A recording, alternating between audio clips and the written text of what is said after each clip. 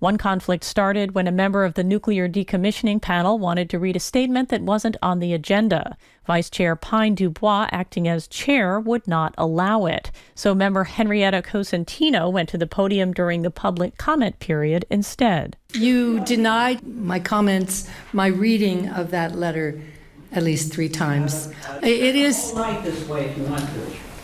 The whole night. Excuse me, Pine, this is out of order. Cosentino says the panel leadership never places her items on the agenda or even acknowledges her emailed requests. In addition, members of the audience shouted objections to the vice chair's attempt to dismiss speakers from the podium before they finished voicing their concerns. Jeanette Barnes, GBH News, 89.7.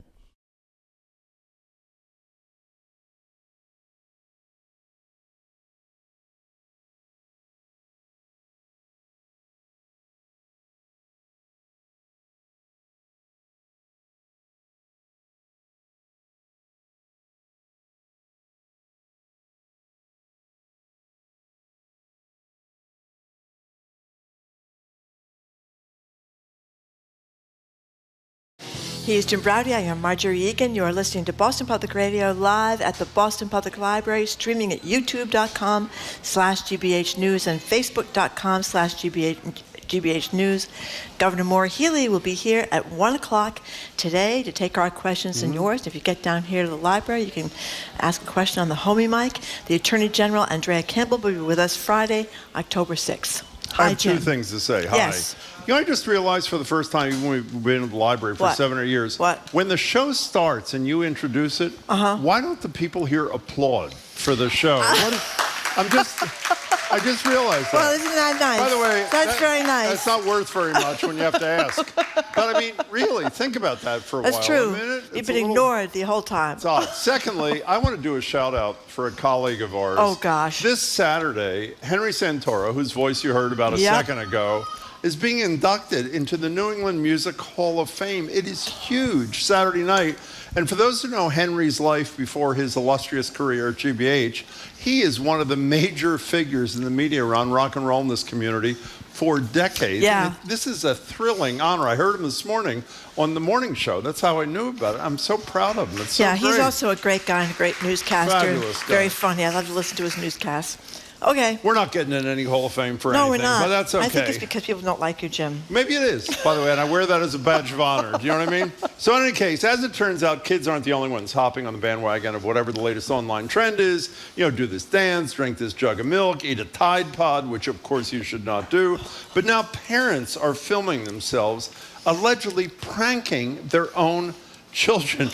Marjorie and I watched these videos this morning. By cracking eggs on their heads. Yeah. By slapping slices of cheese on their faces, all on camera. In the hashtag egg prank challenge, rather than cracking an egg into a bowl or a pan or whatever, parents smash the egg on their kid's head, face or forehead or whatever, resulting in a confused, sometimes tearful reaction from their offspring. This is an extreme of online behavior, but it exists on a spectrum. What level of disclosure about your kids' lives are you comfortable sharing with the world? Even Zuckerberg of Facebook stamps an emoji over his young kid's face to protect their identity and photos online. So we want to hear from you parents at 877-301-8970. Even if you're not doing the egg prank, you're doing something. You're sharing some part of your kid's life story. What are you comfortable posting online about your family? Where's the line between being a responsible parent and being a wild parent poster? What are your rules of the road on posting kid stuff online? 877-301-8970. You know, I'm really critical of this, and I mean this sincerely. I think it is outrageous. It's like an invasion of privacy. It may humiliate the kid, whatever. At minimum, you should get the consent. But then I realized we are the problem, as Pogo once said. We're watching the videos this morning about someone flipping a piece of cheese onto their baby's face, another kid getting an egg cracked on her head or his head. Well, and what are we doing? Laughing. We're laughing. I know. Well, the kid that got the egg cracked on her forehead, she turned right around and said that wasn't nice. Well, we have it. Here it is. Yeah, here it is. 2 family members, one on each side of this young girl. How old do you think she was? Like 5? I'd say 3 or 4. Okay, fine. Pretend that the 3 of them are going to crack their eggs in a bowl, but instead they both crack it on the kid's head. Yeah. Okay, ready? 1, 2, 3. Hey! That was very nice. That looks very nice. Can I do it to you?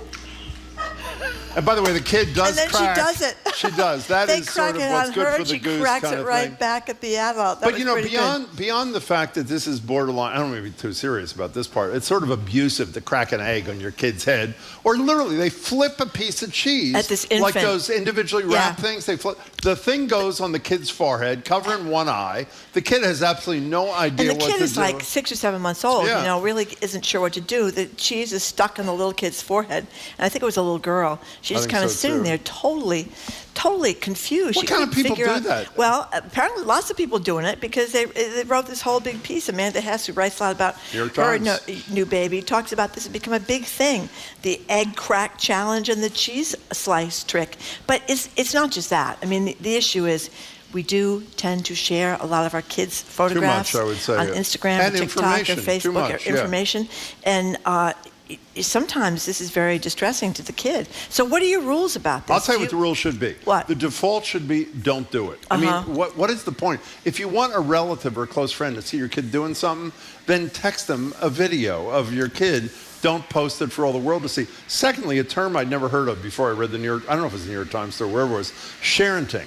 Right. And the notion is behind sharenting is the golden rule of posting, which is imagine that if the same post you're about to do of your kid was done of you and how you feel about it. For example, how do you think that parent feels if someone cracked an egg on their head or flung a piece of cheese that stuck to their forehead and then posted it online? Well, you know, there's also a lot of misunderstanding. I mean, this one story talks about this girl whose mother posted constantly on Facebook, and her mother had thousands of people that looked at these videos, and the kid misunderstood what friends meant. I mean, she kind of thought the friends on Facebook were actual friends of her mother.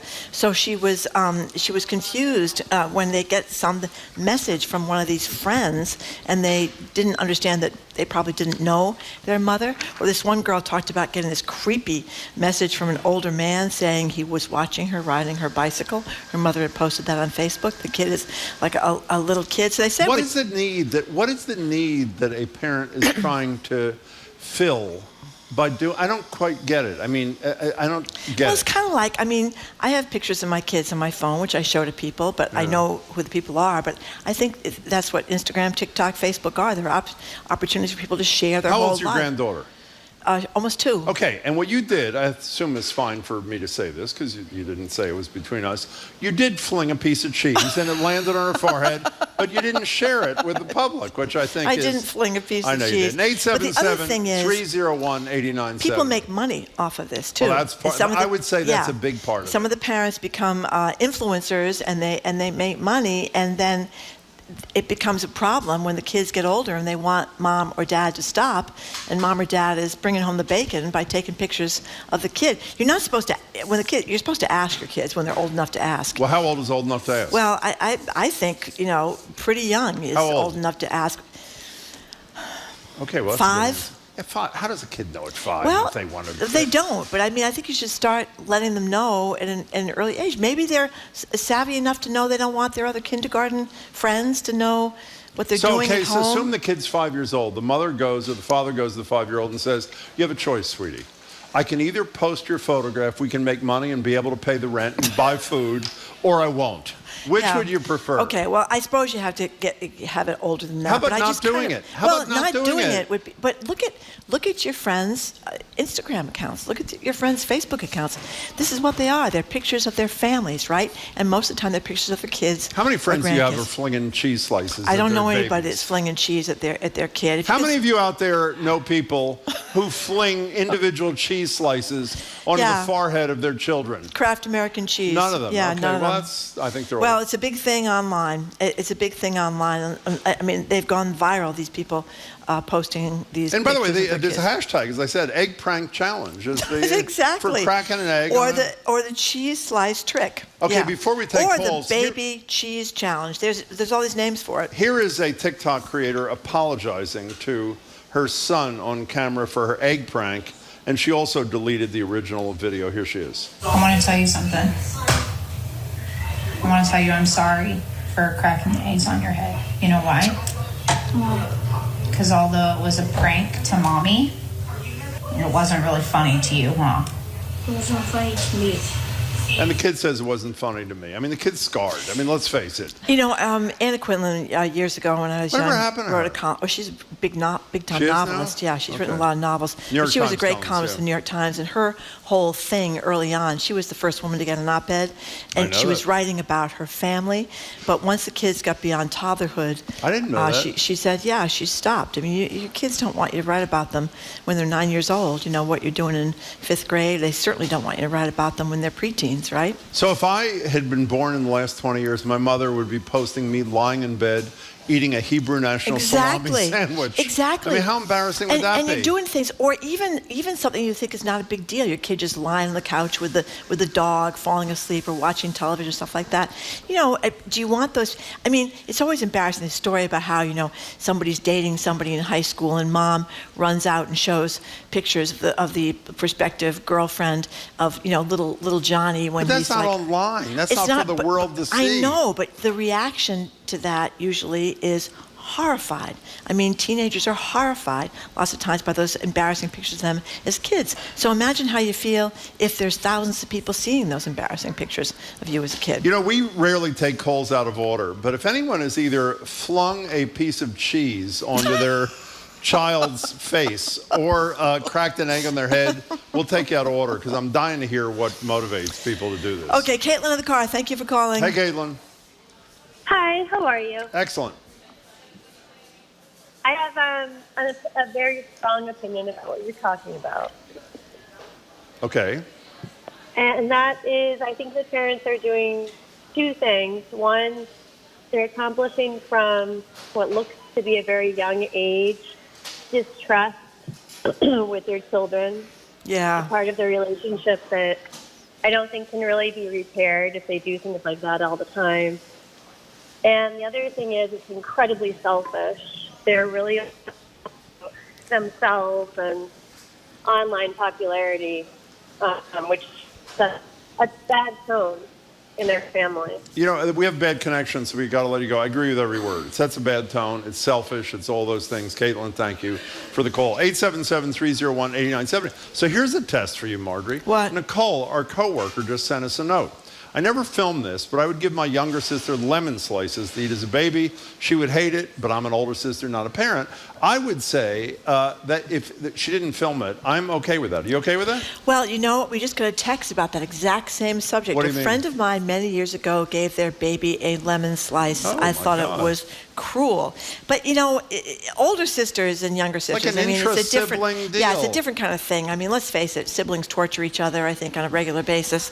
But you don't want your parents to be torturing Your you. older That's kind sister of- ever torture you? Absolutely. Like what you do? You know, sit on me. She would? Yeah, sit on me if I borrow an elastic or something outrageous like that, you know. Yeah, she's For how five. long would well, she she's sit 5 on years you? older than me. So How I long started would she sit? crying and yelled for my parents or something like that. Really? Yeah, but I mean, pretty you're an sad. only child, but I think I'm an only child. I mean, you know, my kids always. I think siblings fight with each other quite a Neighbors' bit. kids came over to sit on me, by the way. This wasn't in my family, but my mother invited them in. Katie in Situate, thank you for calling. Hey, Katie, what's going on?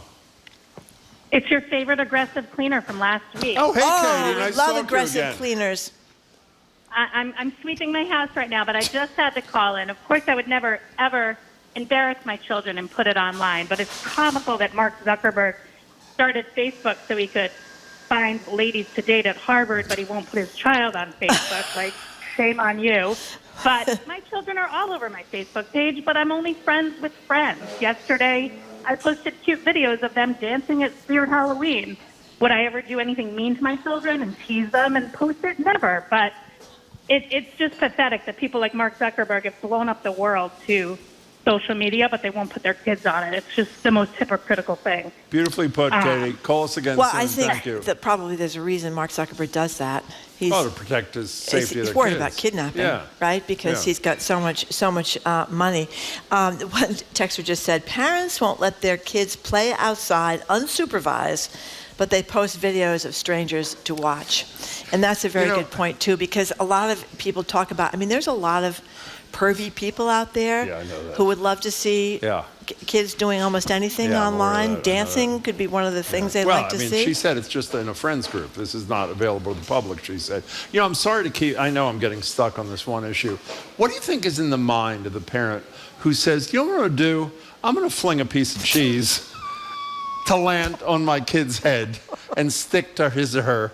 What is the thought process? That is funny, too. I know I should how move it beyond sticks. this. It does stick. Yeah. Yeah. Well, especially the individually wrapped ones. That's right. They're not really cheese. Well, you don't have a chunk of cheese. You have an American cheese. You get a concussion from a chunk of cheese.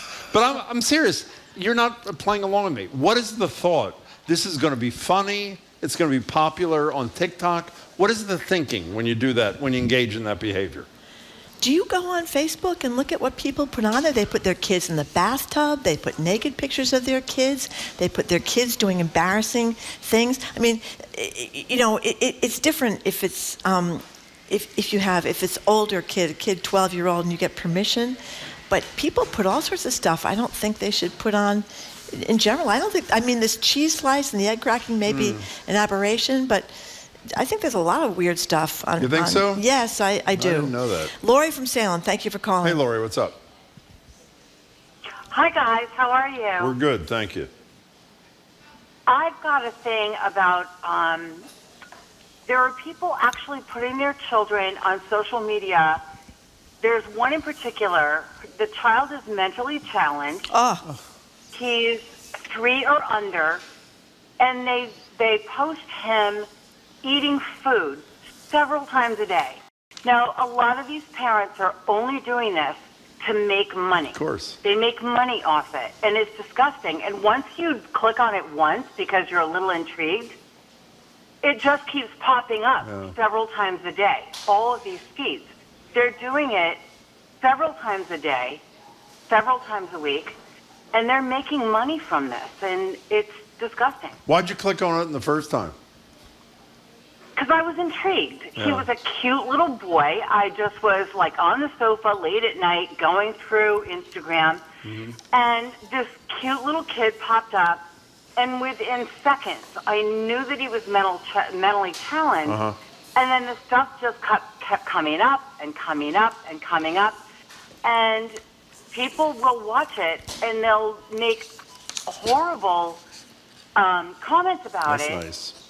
And the parents are making money off every hit they get on Instagram. That's great. And it's just disgusting. Well, I think jail would be an appropriate response to that. Lori, thank you for the call. Well, they talk about this woman in this NBC News story who started posting what she thought was normal mom quarantine content. Well, she on had like no TikTok. followers at that point also. Yeah, during the pandemic, because she Yeah. was home with the kids, and she had this one thing where she and her daughters were dancing around the house, and one of them had the little girl, who was then 5, kind of turning into the mother during the dancing thing, and within a few hours, the video had amassed 6 million viewers. Her TikTok following grew to 100,000 that week, but then she started to get these creepy comments on her feed that really kind of freaked her out. And Because somebody they're making comments about the kid. about the kid. I know. Exactly. A kid's dancing. I mean, there's a lot of creepy people out there that like that kind of stuff. I just looked this up, by the way, before we take a break. This is a Gallup poll. It's 98.2, I think it is. The others, the 1.8 voting for Ron DeSantis. Yeah, and what I wonder is if there's any feeling that maybe this is a bad idea, you know, that maybe you shouldn't do it. You Obviously not. And the look in the little kid's face, I mean, part of it was kind of amusing because the kid was We not... laughed. We're part of the problem. The kid was not crying. We laughed. But the kid was so stunned. And, you know, it's one thing for your sister to sit on you or your big brother to, you know, hit you or something. But mommy and daddy aren't supposed to... We laughed at the egg We cracking did. when the kid was practically crying. That kid was a little tough kid, man. Yes. That kid isn't going to take any, I know, you know what, retaliated growing up. right He away. said, That's yeah, pretty you good. hit me with an egg? I hit you Boom. right back, right in the noggin. Okay, we're talking about this weird thing that people are doing online, which is throwing slices of American cheese, or I suppose it could be cheddar cheese or provolone cheese, but I there's don't think individual the kind of cheese matters. wrapped, That's a good point. unwrapped individual slices at their kids and sharing it online, or they're cracking heads eggs on their kids' heads or foreheads and showing that online. What do you think? 877-301-8970, 877-301-8970. You're listening to Boston Public Library. We're broadcasting live from the Boston Public Library, streaming at youtube.com/GBH News and facebook.com/GBH News.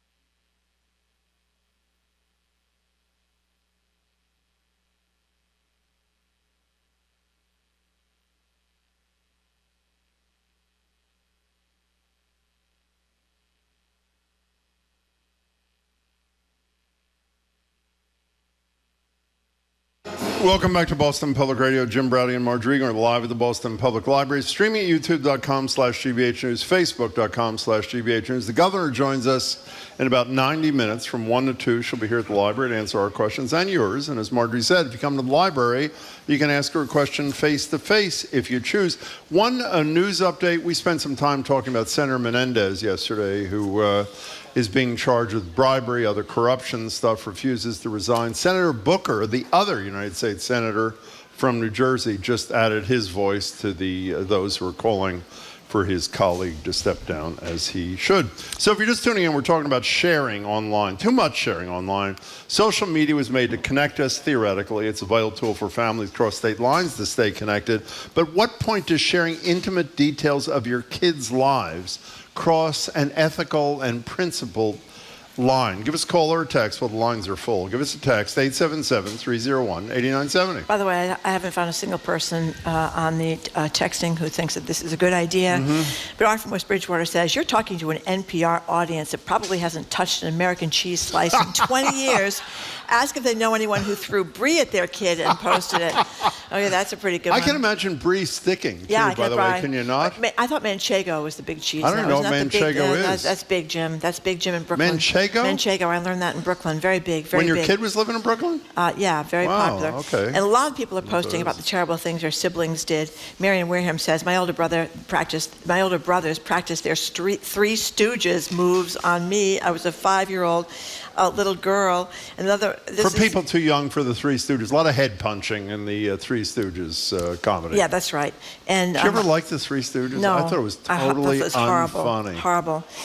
And somebody else says, my older sister fed me colored pepper balls and said they were candy when I was 5, and I shoved a whole mouthful in my mouth. I'm laughing at that, too. There's a lot of things. When you think of in your own family, the terrible things.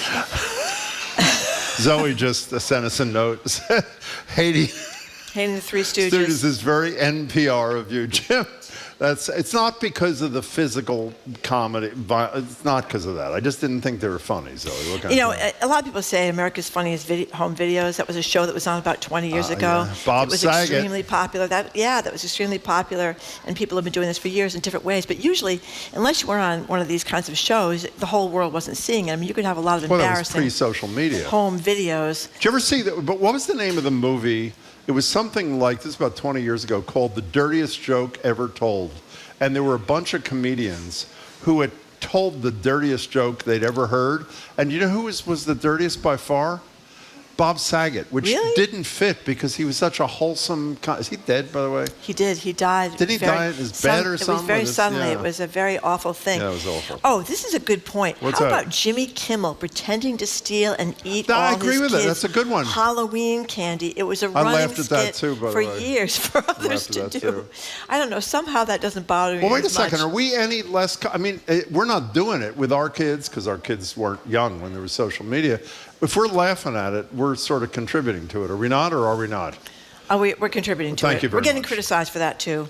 We are. We're trying to be honest. We laughed. We're being too lowbrow, Jim. We are? Yes, we are. Okay, well, we are what we are. Mary in Salem, what's up? Well, I would like to talk about the consent for children online. Yeah. My granddaughter had her mother post many medical things, even though it's private. We know that nothing is private.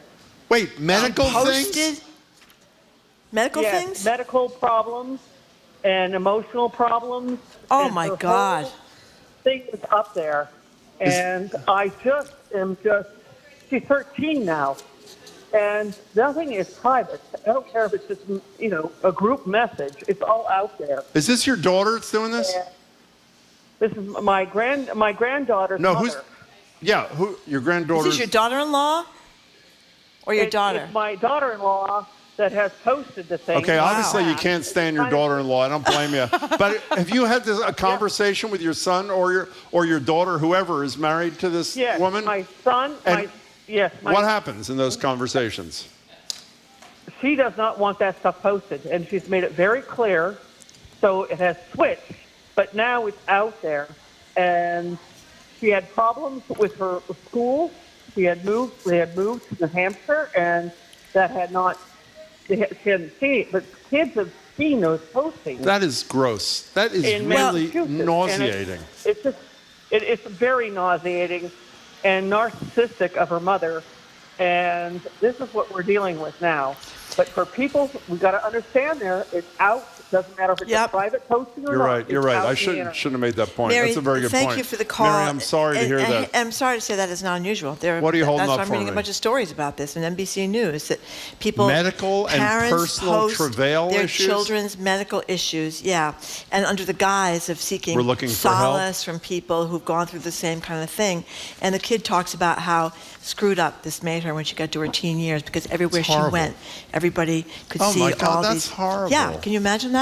No, I can't imagine that. Well, like I said, look at what people put on TikTok or Facebook or Instagram. I mean, it's unbelievable. So when your sister was sitting on top of you, how long would that last? I don't know. It was a long time. And you couldn't get up? Then my poor cousin, she had all these three older brothers. They all sat on her? They used to call her Screech. Really? Why? Because she was screeching? She was screeching because they did such terrible things to her. So this is a thing in your family? People would sit on their siblings? Well, they weren't sitting on her siblings. What were they doing? They were torturing her in very different ways. Her? I don't know, putting bugs in her bed and all that kind of stuff. Well, that's not really that nice. Frogs, that kind of stuff. Really? Yeah, but those Jim, are the kind of stories you hear about mass murderers, later in life. Do you know that? George W. Bush, remember he put the frog in the microwave. I thought he did a frog in the microwave. He put dynamite. In a frog's mouth. Yeah. Look what we got there.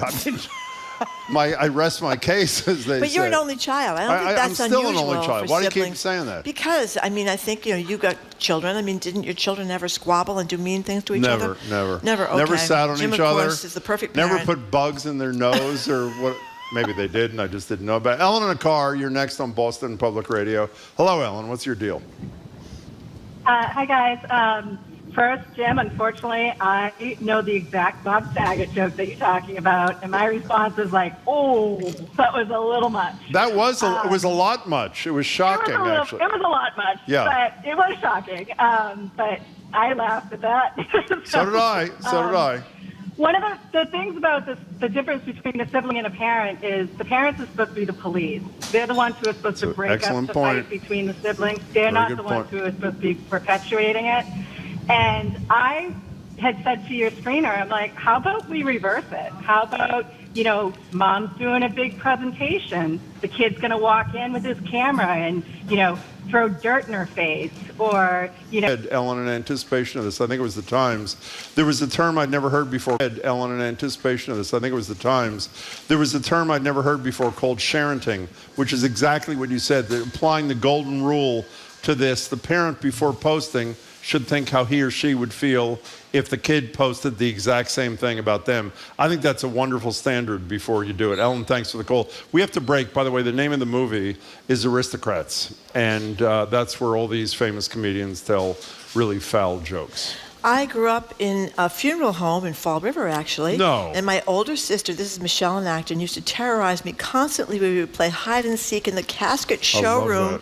And she always tried to convince me how hiding inside a casket would be great. But happily, she never believed it and ran off running. So there you go. Do you know the funeral home? No, but I do know a kid who grew up above a funeral home. And how was that? Well, it was weird. I mean, their house was upstairs, and all the caskets and the bodies were downstairs, and I always thought that was a little unusual. Did you read the story in the Globe fine. by the guy who took his 7-year-old to see Jaws? Did you read that story? Yes. Pretty good story. Yeah. How old were you? You're a big Jaws fan. How old were you when you took your kids to see Jaws? Well, it's funny you should mention that. Why? I think that I aired and let my children watch that when they were too young. How old is too young? I don't remember, but they always Yes, tell me. you do. They always How tell old? me they were younger than 7. Oh my God. Yeah, they were. See Jaws? I did. No, we watched it on video at home. Well, that's seeing Yeah, Jaws. that's right. They always told me that I've scarred them forever. They'll never get over it. But How old were they when you slapped a piece of cheese on them? I mean, wait a second. You're criticizing all these parents, and you showed your kids Jaws when they were in low they single loved digits? it. I think we watched it on a rainy day about 5 Jamie times. probably in one showed his single day. son when he was 2. I mean, look at Jamie, how guilt-ridden he looks. Obviously, that's the answer to the question. We got to take a break, Margaret. Okay, we are taking a break because We we're are going to talk taking with a Trenny break. Casey up next. We NBC are. Sports Trenny Casey. We're going to talk about this weird story about binge drinking and worse among swimmers at Boston College on the swim team there. And Megan Rapinoe, the soccer superstar, she has stepped off the field for the last time. You're listening to Boston Public Radio 89.7 GBH. We are broadcasting live from the Boston Public Library. It's streaming at youtube.com/GBH News and facebook.com/GBH News. Governor Moore Healey is going to be here at 1 o'clock at the library taking our questions and yours.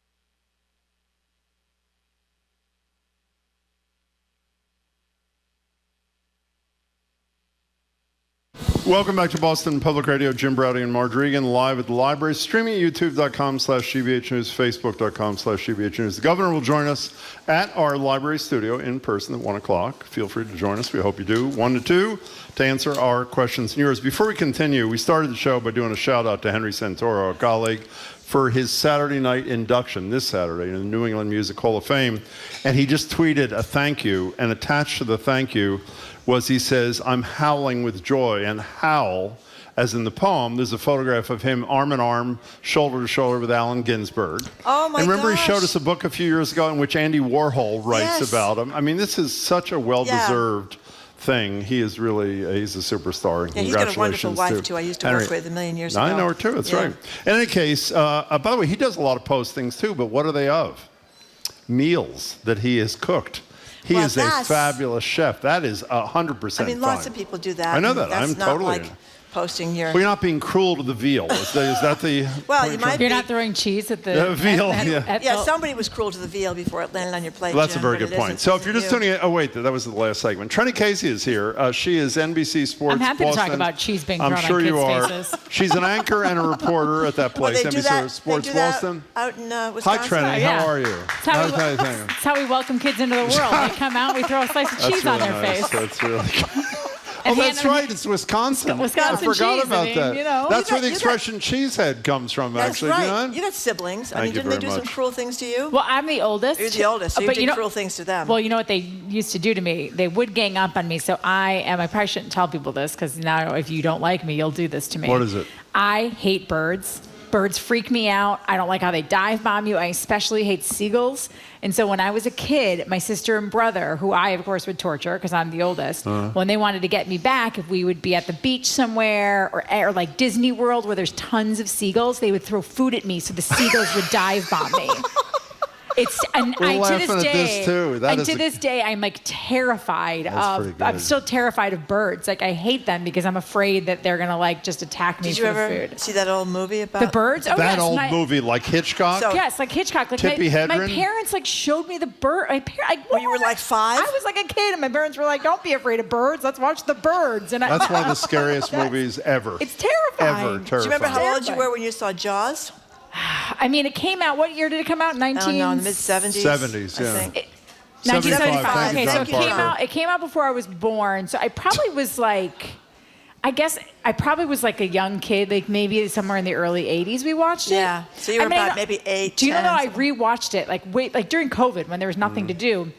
I was rewatching, I rewatched Cheers during COVID. And I watched Jaws, and I was like, oh, this is a pretty good movie. I can't believe my parents let me watch this as a child. I know. I saw the mechanical shark in Hollywood when I was on. Did you see it when you were out there a couple of years ago? I was there. It's really Not dated. quite. I know it's kind it is. of a dated mechanical shark. Okay, nice to see you, Trenny. So Trenny, I don't want to describe this. So you can describe this gross story about Boston College swimming and diving. And their binge drinking, et cetera, Men's and women's. Yeah. So I mean, what is going on? According to this report in the Boston College newspaper, which, by the way, Boston College Swimming and Diving have now retained legal counsel. They are saying that this is untrue, that they should not be suspended, they shouldn't be punished, that there's more to this story.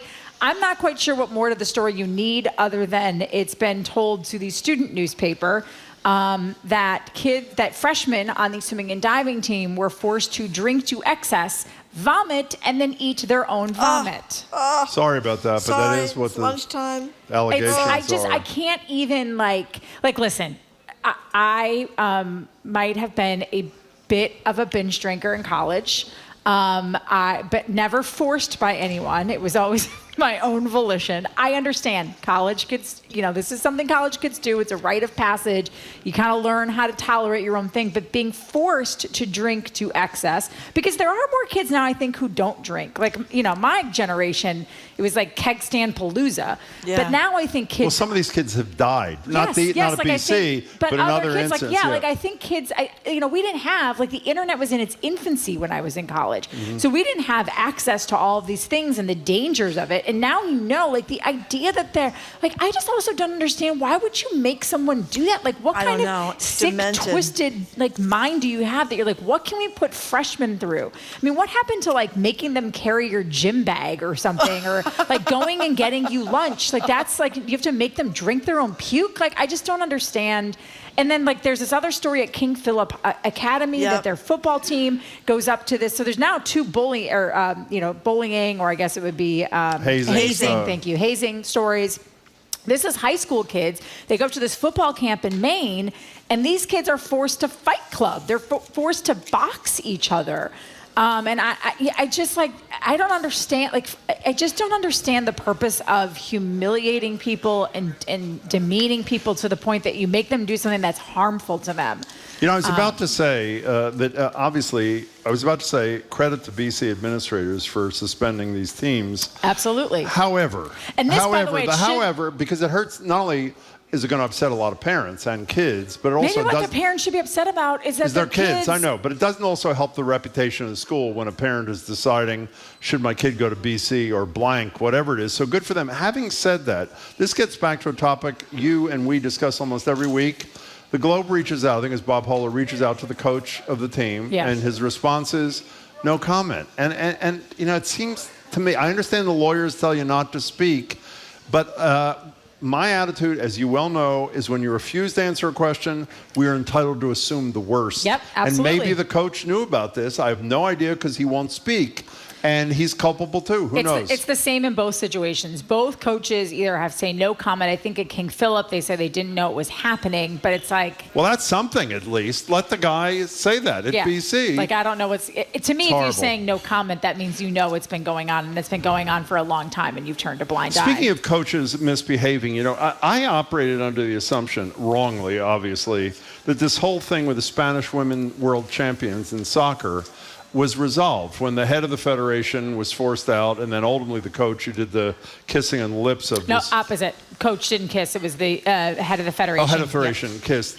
But then I see that after threats by most of the team members not to play, some of their demands are accommodated. And lo and behold, while some of the holdouts, the majority of them, I guess, are on the team that played Sweden and Switzerland or something, interestingly, the person who is not on the team is Hermosa herself. And when they're asked, why did you do that? The administrators say to protect her. And her statement is to protect me from what? So it sounds like she's continuing to be punished. It sounds like retaliation, which, you know, you learn all the time. I'm sure you guys take these, you know, these courses that you have to take at work where it's like, if you report something, you know, you won't be retaliated against. This is retaliation in the most public way. Like the idea that you're somehow what are you protecting her from? That's what she says. You removed the two people, or the one person in particular who put her in an awkward position, and you removed the other person who made everybody else on the team feel uncomfortable. So you have, allegedly, you have now created and fostered a better environment for these athletes. And instead, you're taking away the one woman who, by the way, it's not like she whistle blew this guy and this happened behind closed doors. This happened in front of the world. Cameras, It was on, you know, Fox here, you know, in the United States. They broadcast the World Cup. You didn't have to go very far to find this. It's not like she was it was afterwards, though, that she did not go along with the story, I think, that the head of the federation wanted her to, which was, oh, it was no big deal. That's just what we do. We kiss on the lips. We're Spanish. And she said... Holding both sides of her face in our hands. And I think at first she was a little hesitant, a little reticent to say that it was uncomfortable. But I think in time she gained confidence that, no, this did make me uncomfortable. It is inappropriate. And I'm going to stop protecting him when the person I should protect is myself. And now she's being punished. I want to be careful saying the following, because 100% of the blame is on the administrators, not on the players. But why aren't the players showing solidarity with this woman and saying, we're not going to play as long as you're retaliating against our teammate? That's a great question. I don't know. And all that was really, you know, mentioned in the article is that the Spanish team decided to play because some of their demands had been met. But this one had not, unless the only thing I could think of, and this was not mentioned anywhere, so I'm just making a guess. Maybe she said to them, guys, don't sit out for me. I can handle this. You guys go play and represent our country. You know what's amazing? I know this is not an original thought, but they achieved the pinnacle of their sport, and from literally a nanosecond after it happened, it's been ruined. It's been ruined. On every single... You're not celebrating this team. You're only talking about all of the men around the team and around the national program that have sullied what they did. By the way, speaking of women's soccer, I want to say, Jamie, tomorrow, three of the four leaders of the Major League NWSL women's team that's coming to Boston are going to be with us on the radio. And we're really excited about it. Did you guys know I sent you the story, but I'm not sure it made the final cut, so I'll just mention it really quickly. Brad Stevens and his wife Tracy are minority owners. I know. Well, she's a big soccer player. That's how they met. That's how they met. They met at DePauw University. Yeah. He's, by the way, for those who don't know, he's the general manager of the Celtics. He's the head of How he went to a couple of games before that, but once they started dating, he had to go to all the games after that. That was pretty funny. But they're big supporters now of women's soccer, which is fantastic. And he did laugh. He's like, listen, I didn't put a ton of money in, but he put enough money. And I just think having someone like Brad Stevens and Tracy on the board and helping shape it, since they know this sports market so well and they've had to succeed in this market at a very high level, is wonderful. And he is by far my favorite sports guy. Why? They always say that. Why? Because he's very real. He's very thoughtful. Did you do a mental health panel with him? I did a mental health panel. He is there are certain things he doesn't seek attention. He does a lot of things quietly behind the scenes. He's just I really enjoy That's talking great to to him. hear. I just think I he's a really like really good guy. And Tracy's wonderful as well. Terrific. So continuing to talk about soccer, the U.S. women's national team won in Megan Rapinoe's final match. We have some sound of Megan Rapinoe talking to the crowd at Soldiers Field in Chicago after her final match. We have fought so hard on the field, had so much fun, been so successful, doing it underneath all of your guys' cheers. It has been such an honor to be able to wear this shirt and to play with all these amazing players and to just live out my childhood dream casually, just like in front of the world. You know, it just seems to me in the last few years, I was talking to one of our producers, Zoe, she plays soccer as a grown-up. My kid plays soccer as a grown-up, watches all these games. You know, they all go out to a bar and watch these games. I mean, soccer, what is it, 5 years, 10 years, has really just seemed to explode. I think women's soccer in particular has really grown. And I think we've seen Premier League grow on this side. MLS, I think, is a little slower to join that movement. But Messi has certainly expanded that. But women's soccer in particular, I think, has given girls, I think for a long time, young girls didn't have athletes that they could watch on a consistent basis and say, that's something I want to do, right? Now, I think between the National Women's Soccer League, the U.S. Women's National Team, and then the WNBA, those three entities in particular, and those two sports, I think have really opened the eyes and doors for young girls who think, you know, if I have a brother, my brother always had a professional athlete to look up to, books to read, you know, a goal to chase if that was a level you wanted to get to. And now I think little girls have that as well, which is, and they have, you know, I will say this, and I'm not just saying this because I'm a woman, but the women's leagues really fight for equality across the board and fight for social issues more, I think, uniformly than men's leagues do. Because men haven't, you know, no offense, but men haven't, I know you've had to work hard to get to the pro league, but that's always been there as an achievement for them. For women, they've had to fight just to even have that level to gain. And I think women in both the WNBA and women's soccer have really been at the forefront of a lot of social and political movements in the United States. And that, too, I think, just sets a really wonderful example for female athletes. You know, and they start really young, playing soccer. A friend of mine's got a 5-year-old kid. Oh, yeah. And she starts in the little league. But to keep, so the kids know which goal that they should kick the ball into, they have the coach, you know, stand. Or somebody's mother stand. Because I remember this with my own kids. They were a little confused. Is this my goal or is that my goal? Oh, I mean, at like 4 or 5 years old, my friend Mary, her little nephew Archie, she sent us this video. He scored a goal and he ran up, you know, you can't, like, really in like regular soccer, once you get to a certain age, you can't do this. He ran up to all of them and he goes, I scored a goal. Dude, I scored a goal. Like right up to, it's like the cutest little video. Yeah. And it's funny, like you watch and they're just kind of standing and like looking around. Like my nephew used to pick dandelions and be like, Mom, I picked you flowers. She's like, you're supposed to be on the pitch. Yeah. Do people go to the WNBA games? Are they well attended? Yeah, they are. They are. That's I mean, great. listen, is it a sellout of, you know, whatever the Garden holds, 22,000? yeah.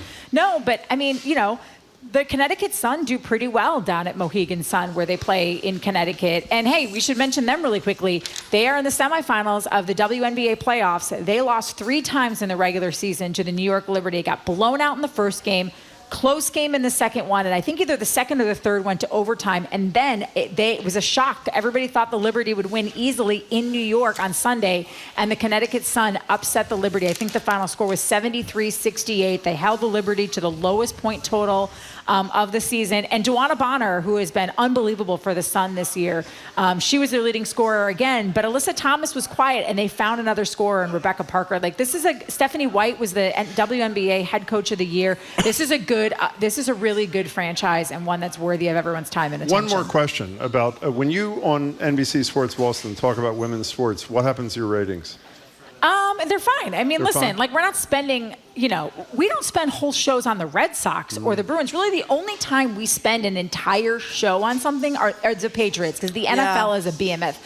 But we talk about women's sport, like we talk about the WNBA because the Connecticut Sun are on our air.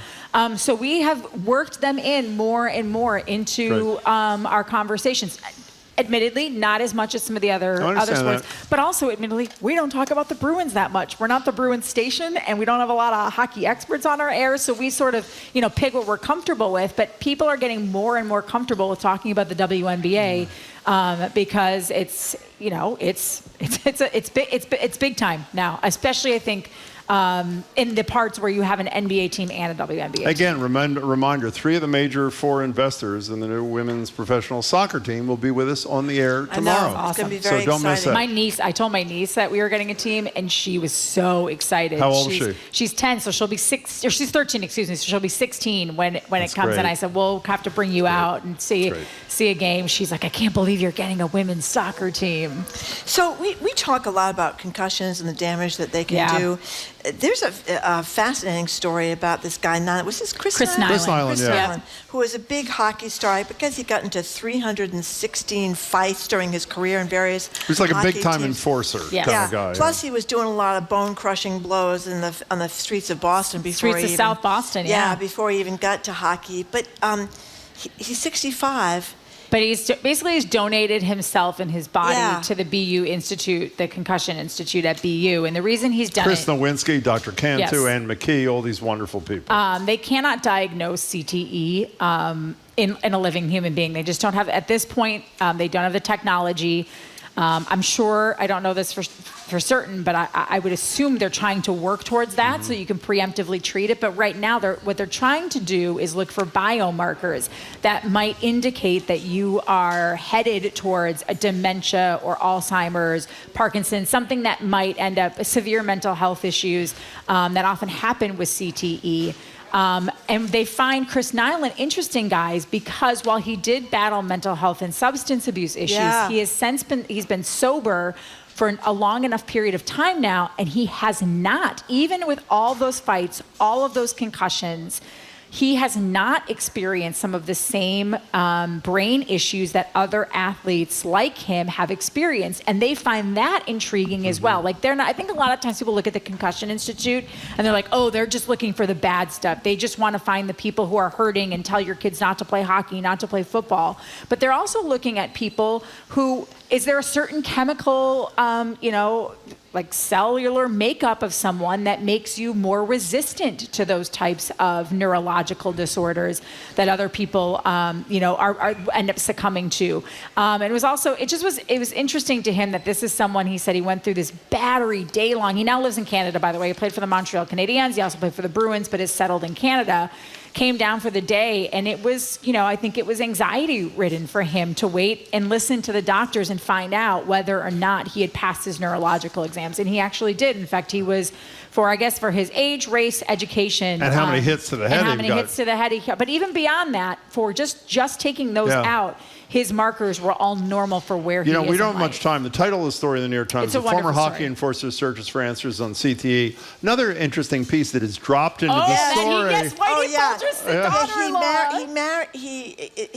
to me was like one of the most interesting parts. Teresa Stanley was a longtime Whitey Bulger girlfriend. He married Teresa Stanley's daughter that he met at Northeastern. And they talk about at the wedding, there's his dad, who's a Green Beret, and one side of the room, all the hockey buddies on the other side of the room, and Whitey Bulger and all his guys and his, it's a great his image. cohorts, as they put it. So it must have been some wedding, right? Oh, I can't even imagine. Like the stories Chris Nyland must have from growing up in that era in South Boston have to be fascinating. You remember when I was doing the St. Patrick's Day breakfast for NECN? We saw her. Who served me corned beef hash at the breakfast? Yeah, Teresa Stanley. Oh, really? It was and she's the woman that when incredible. Whitey Bulger first took off, he took off with Teresa Stanley's longtime girlfriend. He had 2 girlfriends the whole time. Catherine Grieg. When he left, right. That's who he took off to LA when he escaped? Wherever he went when New he Orleans, first left. I think. I don't I'm know not where sure they where they started, first went, but she said after a month, that's it. I don't want any more of this. I'm going home.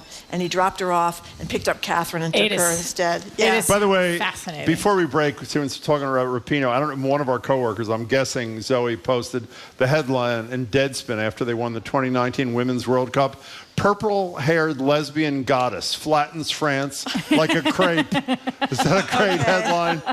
That is pretty great. We've been speaking with Trenny Casey, NBC Sports Boston anchor and reporter. Good Coming to up see you, after Trenny. News, Boston Globe business columnist Shirley Young.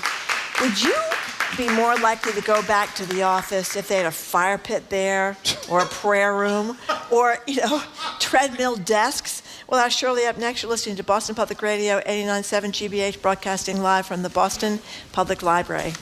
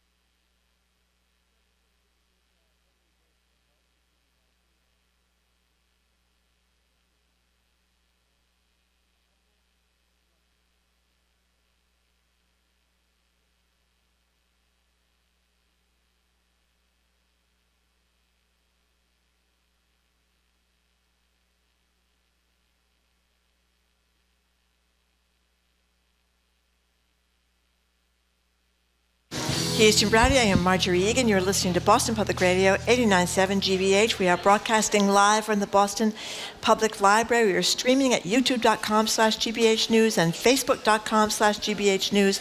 And Governor Moore Healey is going to be here in just about an hour to take our questions.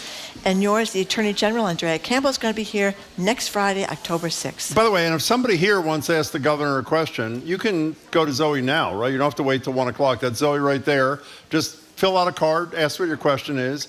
If it's not moronic, you have a fairly decent chance of being able to ask the governor a question. I just want to say, if you just tuned in, you just heard Henry Santoro saying, that was so nice. Thanking all of us and you for, he said he's humbled and blushing, etc. If you just tune in, the reason he's humbled and blushing is because we mentioned the honor that is long overdue. Saturday night is being admitted in New England Music Hall of Fame. And if you only know Henry from his wonderful work here at GBH, Google him. And he is a superstar who's doing great work here and was at the center of the rock and roll revolution in Boston that a lot of us know a lot about, and he was right there. In any case, congratulations to him. We're joined now on Zoom by Shirley Leung. She should win an award, too, for something. I'm sure she has. Business columnist for the Boston Globe, host of the fabulous new podcast, Say More. New episodes launch every Thursday. Hey, Shirley, how are you? Hi, Jim. Hi, Marjorie. Sorry I can't be with you in person today. We're glad you're here. That's okay. We really appreciate that you're here. So let's start with this Rock'em Sock'em editorial in the Boston Globe today, basically rebutting a lot of what the Massachusetts Teachers Association says about the high-stakes, draconian test known as the MCAS exam. This new study by the Board of Elementary Secretary of Education says that the vast majority of kids, black, white, Hispanic, 90%, so poor kids, kids in tough schools, pass the MCAS on their first try. Kids even with learning disabilities pass it usually on their second and third try. That it's a very important test. It's going to possibly be a ballot question this fall. Is there a question for Shirley? Yeah, or what not? do you make of this? No, it was. I mean, it's support. This ballot initiative is going to be a big deal if the teachers union collects enough signatures, and you can see both sides gearing up, right? And it made me think about, well, where's the business community on the MCAS requirement? And they're lining up. I mean, various groups, the chamber, the Retailers Association, and others. They're all lining. They're going to fight it. They believe the MCAS is a reliable, tool and an indicator of how students might fare in college, and so they want to keep it. By the way, we're going to have a debate. We talked to Paul Revel about it, Max Page, former Secretary of Education, who obviously supports keeping it as graduation requirement. Max Page, president of the MTA, was with us a few weeks ago. They're leading the charge. And Marjorie, by the way, calls me. Here's the tone of her call this morning. Did you see the editorial in the Boston Globe, Jim? Because Jim is in the tank with the MTA. Okay, fine. Here we go again. He's in the tank with the MCAS, and he's in the tank with everything. He's in the tank against charter schools, even though they do wonderful things for inner city kids who need to be in school longer and get intensive tutoring, etc. Not that Shirley Leung, the premier business columnist in town, needs advice from me, but I'm going to give it anyway. Both sides are going to probably spend $20 or $30 million in a year-and-a-half-long campaign. Which is very sad. That is really going to be destructive to the whole debate about education here. I happen to be on the other side of Marjorie on this issue, but that's almost irrelevant. It seems to me one of the things you and other leaders have to do, maybe the governor too, have to force these people to the table. I mean, Revel acknowledged the other day it's pretty likely that the MTA is going to win this thing. They have a pretty good track record on the ballot. But even if they do, the carnage along the way and the expenditures that have to happen, there's got to be middle ground. And if I was a leader in the business community, which thankfully for them I'm not, I would go to them and say, Mr. Page, on Boston Public Radio, you were asked by Jim Browdy and Marjorie Egan whether or not you had an alternative assessment vehicle that would serve the same purpose but wasn't as heinous as you consider the high-stakes MCAS to be. What is it? Present it to us, and maybe we can cut a deal. The notion that we got to live through this for a year and a half and then live through the rent control battle, which is really a right, Jim. democracy battle for a year and a half speaks to the fact that we can't work together, Not and to we got to mention, figure out. you and I may come to blows right No, here. we at may. the, No, I'm serious, by the way. I would really urge you. I had a ballot question in 1994 that would require every bank, insurance company, and publicly traded corporation to disclose what they would pay in taxes. Thanks to Bill Weld, Joe Kennedy, Paul Tsongas, we settled the thing. Ultimately, the legislature screwed us because that's what the legislature does. But we settled the thing and didn't go through the pain and cost of a ballot campaign. So again, I'm hoping you or Healey or somebody can talk some sense into this debate. Is there a question there? No. There's not. Wait, did I hear it? Are you guys doing a debate? We're going to do a debate. Yeah, we haven't. Paul agreed to it. Max Page agreed to it. Paul Revel, and we just haven't set it up yet. And we're not going to wait. We're going to do it early and then attempt to find some common ground in this thing. So yes, great. we will. Yeah, That's great. Yeah. Excellent. So, Shirley, you just wrote a column about this compromise bill on pay equity. Tell people about it. Yeah, so this has been in the works for some time now, and there have been two bills making its way through the legislature. One to call about salary transparency. If an employer has a job, if you have a job posting, you have to post a salary range. And if an existing employee, if you work there, if you want to find out what other people make or the range, you can, upon request, find out how much someone in a certain category, a category worker makes. And that was one bill making its way through Beacon Hill. Another one was about aggregating data. Having employers with 100 more employees share this. There's a federal equal opportunity report that employers have to file about demographic data of workers. And so what's happening now is that these two bills have been combined in a compromise bill, and it looks like this bill is on its way to perhaps a full House vote in the coming weeks, and this will go a long way to really improve the equal pay law that was passed in 2016. What is the state? What is the equal pay law? We've had this discussion a lot with you. What is the equal pay law in Massachusetts as we stand here, speak here? So one of the things is that it's trying to close the gap between men and women in terms of pay. And one of the big things was that you can no longer ask salary history, right? Because the idea is that when you ask, let's say, women, how much did you make in your previous job, chances are it's lower than your male counterpart. So you kind of codify the gender wage gap. And so what happened was that employers couldn't ask that anymore, right? But then what the unintended consequence of the law is that they started to ask a different question about salary expectations. What do you expect to make? And what happened was that women and people of color tend to underestimate how much they should earn, and white male candidates overestimated. So again, the gender and racial wealth wage gap persisted. So this is an attempt to fix that situation. But the one thing I guess I should be more precise in my question. Does the law of Massachusetts require pay equity?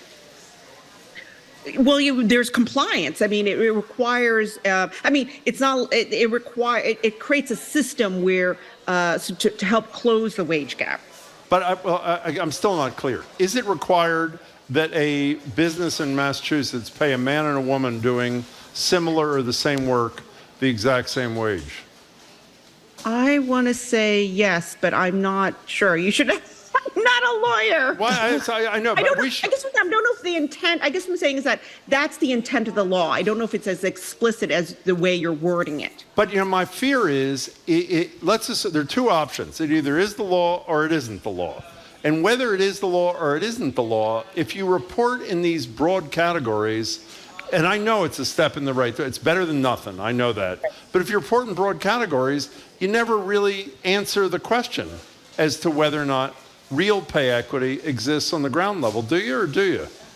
Well, I think this gets closer to understanding where the gaps are, and the idea is that if this would all be public data, the aggregated data, a software engineer in a tech company makes this much or this range, or this much amount of money, then you could, and then you can go look. You can get a sense of where you stand or where the gaps are, But we won't learn about the individual company and what they're paying software engineers. No, correct? not by aggregate. Yeah. And of course, again, this gets us one step closer to understanding where the gaps are,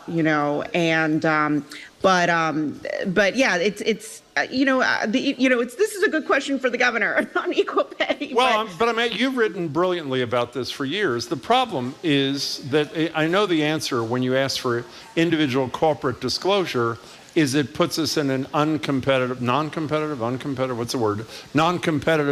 situation, which to me is just a cover for continued inequity in pay. But we will get to the bottom of this, and we'll talk to you more about it next week. I'm sorry, go ahead.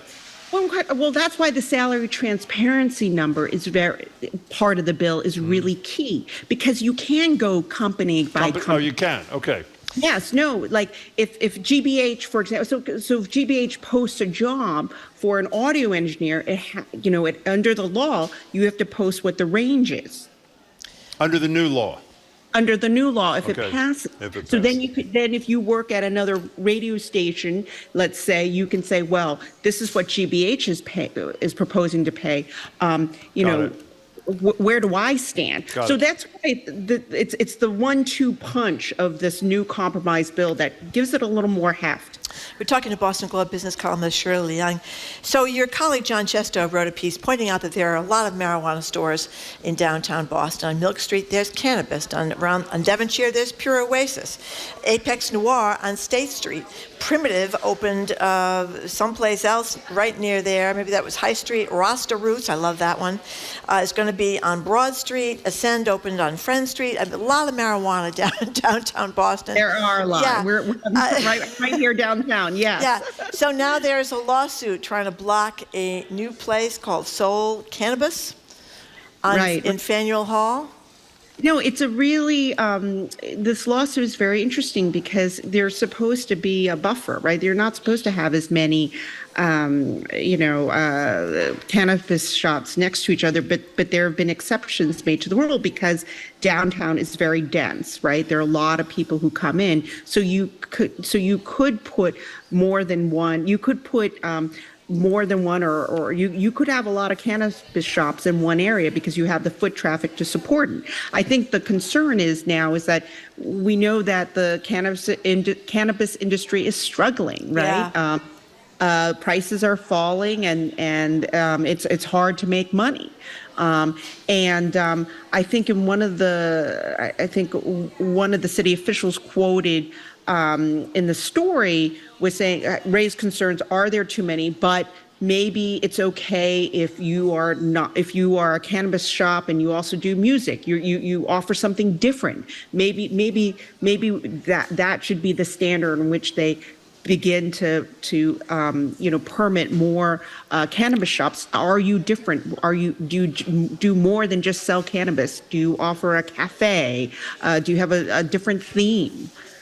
The person who's suing is Tito Jackson, is it not? The former city councilor? Is that not Tito's lawsuit? I don't know who's suing who. But you mentioned because there's more foot traffic. Obviously, it's denser downtown. Buildings are higher. But while in theory there's more foot traffic, as we know from discussing it almost every day, there's less than more foot traffic because so few people are continuing to be back to work, which means maybe while well-intended, they may be starving these businesses because there's too much competition and too few customers, no? That's a really good point. I didn't think about that because I was just thinking of the pure density of being an urban district, but you're right. It's not, there's not as many people coming downtown pre-pandemic. But I also think there's there's a correction in the cannabis market in general. So I think lawsuits are being filed because it's hard to turn a profit. Well, when you think about it, I mean, are liquor stores that close to each other? And you think about the liquor stores in your neighborhood, or I don't know what the law is either, but I'm just thinking usually they're not right on top of each other like that, right? They're a little bit more distant. Many more people are drinking than are smoking weed or eating edibles, I think. But anyway, let's talk about something else. Your colleague John Chester was another great piece about how companies now have to earn the commute to get people back into the offices, because lots of people do not want to come back, certainly not full-time anyway. So I guess these places like Sun Life added a fire pit to their office, a prayer room, treadmill desks. Somebody else wants these coffee bars and all this fancy stuff. I don't know. We just asked Trinity Casey. She said, they got a fire pit over at her place. She did say over that. at NBC. I don't know. Was she joking or she was No, serious? she said out in the courtyard they have a fire pit that you can see. We have a fire pit too in our common area. You do? Our building has a fire pit as well. That's been around for a couple years now. Come on. Inside or outside? Not inside. No, outside. We have a common area. We have a roof, like a common area, 12th floor lounge, outdoor lounge. Oh, nice. And I feel like I'm at the Mandarin Oriental, whatever. Yeah. It's a very high-end hotel. It's like a 5-star hotel, outdoor terrace, with harbor views, and there's a fire pit. Wow. So can you go there if you want to after hours and sit up there on the roof with your buddies and have a cocktail? I don't know if we can go after. I conceivably you could sneak up there. I guess so. By the way, Zoe has a much better question. Zoe just put a question on our board. Says, "Can you just bring firewood to work and just set it on fire if that's what you want to do?" That's right. I mean, by the way, but none of this is. I mean, this comes 2 days after another terrific story in the Globe. The line. I'm trying to quote it directly, but we may be as back as we're ever going to be. Yeah. Kind of thing. I don't remember who wrote that story. Basically saying it's Dana Gerber. Yes, my colleague Dana Gerber. But is anybody, whether it's Mayor Wu or the city, well, it won't be the city council, obviously, the business groups, this is a real mess. This really is the failure. Again, I'm not weighing in on at-home work from home or hybrid work. I'm talking about an abandoned downtown. That may be too strong a word. But a semi-abandoned downtown is a big problem for a lot of people. I've been coming back to work, downtown 3 days a week. And I think with every passing month, it gets busier. I think downtown, we will never get back to 5 days a week. Good. But I think we get to 3 to 4 days a week. Yeah. There are a lot of people downtown. And, John Chester's story focused on really new construction or newly renovated spaces. He and I and others, we toured State Street. It's in the One Congress Tower. And it also has like a 11th floor outdoor terrace lounge with fire pits. That's all the rage. It has it has incredible, different kinds of spaces for people to work. And almost like it makes you, I think it almost mimics being at home, where you can work in your office at your desk, you can sit on the sofa if you want to, you can, hang out in some outdoor space. But I think even State Street, they don't expect people to come back 5 days a week, but they're happy if people come back for a few days a week. Yeah. It's time for, if you've done another stroll, we've mentioned this before, you did, I thought, a hugely important piece at the beginning of the pandemic when you strolled down Newbury Street to see how they were suffering when people weren't going to work in the Hancock or the Prue or whatever. Friday, I consciously drove down Newbury Street just to see, and it was not, people don't go to work on Friday anymore. It was not great. Yeah. If you're owning a small business, you're in pretty tough shape, it seems. And I don't really know what political and business leaders think is a solution to allow those businesses to survive this transition, Well, they are, the city is doing what it can with grants and to fill some of those vacant spaces. But, I think downtown's going to be different. I think. What does that mean? What does that mean different? I think you have to have more people living downtown, or it's not always work that makes you come into the city. It's maybe it's becomes something you do on the weekends. I mean, I guess it's going to be different. It's But how is not, that whole notion, which I actually is exciting to me, about converting unused office space into residential property? Every time there's a story, it talks about all the difficulties of the conversion. And I don't know that it's going on in that many places. Is it, or is it? No, in other parts of the country it is, and it's just beginning here. I think the mayor's offering some tax breaks. Yeah, I know. Yeah, she's talking about it. Yeah. Right. So, but again, that's going to be a small percentage of buildings will be, we will only be able to convert a very small percentage. But I think we have to kind of reimagine what downtown is. It's not going to be for office workers anymore. And we're not quite there yet. What that looks like yet. But I do have to say there are a lot of people downtown.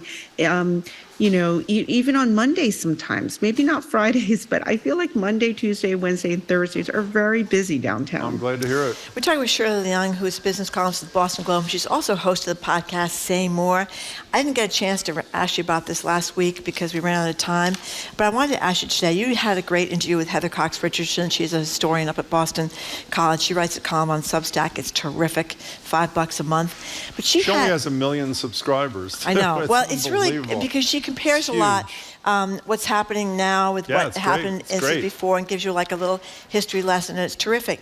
But she had an interesting theory, because a lot of us ask, with all these criminal indictments against the former president, all the stuff about sexually assaulting women, and et cetera, and all the bad things that he has done, why people are so enamored of him still and sticking by him, and he's probably going to be the Republican nominee. Do you remember what she said? Yes, no, her theory, I asked her this question, it's like, why are people sticking by him? Yeah. And basically she said that, listen, people don't want to admit being wrong.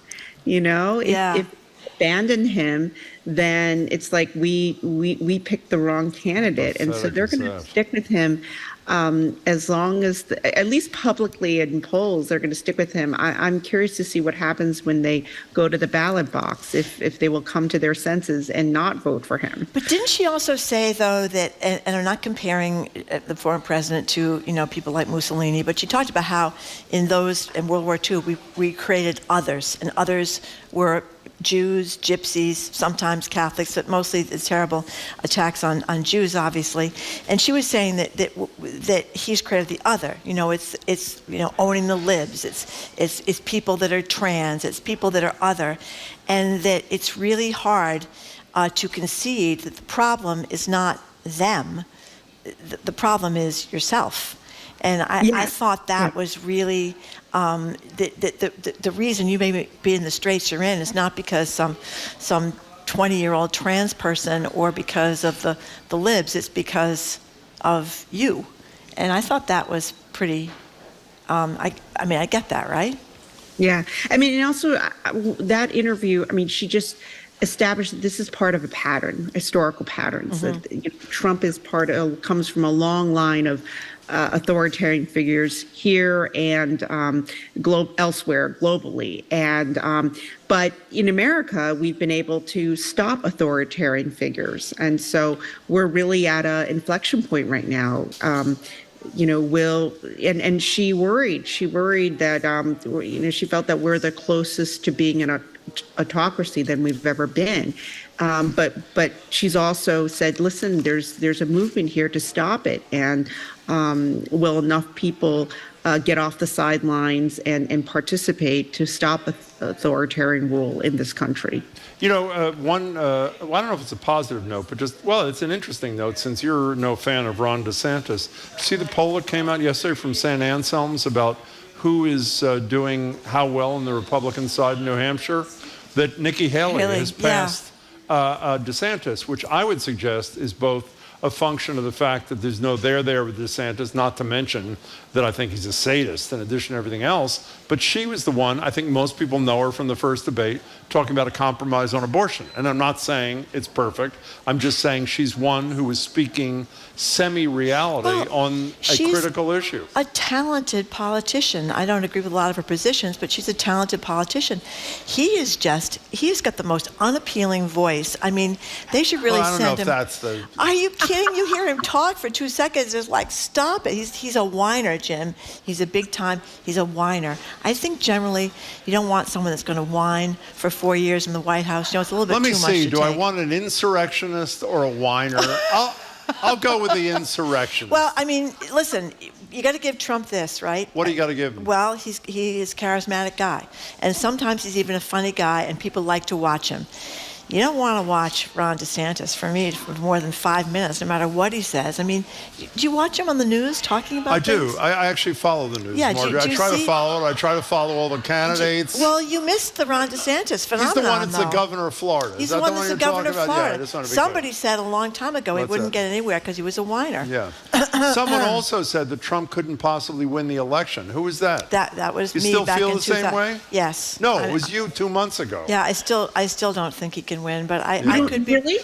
I'm worried about third party. I'm really worried about a third party. I'm worried about Bobby Kennedy becoming the libertarian candidate. That could hurt him. But I don't think he can win. Okay. I have faith in my fellow women, Shirley, who don't. Silence from Shirley Young. That's a good sign.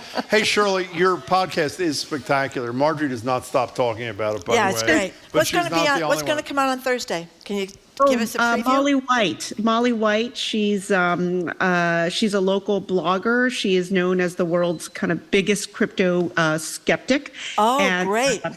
And we're going to have her on. And then the one after, I'm going to record one with Marty Barron. Oh, great. He's got a new book. He's got a new book. Former editor of the Globe and the Washington Post. The Right. enigmatic Marty Barron. What was the headline in the Globe on Sunday? Inscrutable Marty Barron. Yeah, that's right. Yeah, very inscrutable. Okay, Shirley Young. Shirley, it's great to see you. Thank Thanks you so much very for your much. time. You're much Shirley, appreciated. I appreciate it. We've been speaking with Boston Globe business columnist Shirley Young, host of the Say More podcast, which is available every Thursday wherever you get your podcast, and it's really good. Okay, coming up, UMass Chancellor Marcelo Suarez Orozco is coming up next to talk about the impact of affirmative action and legacy preferences on admissions and a bunch of other college headlines, including the fact that more and more Americans are wondering whether college is worth it. You're listening to Boston Public Radio 89.7 GBH.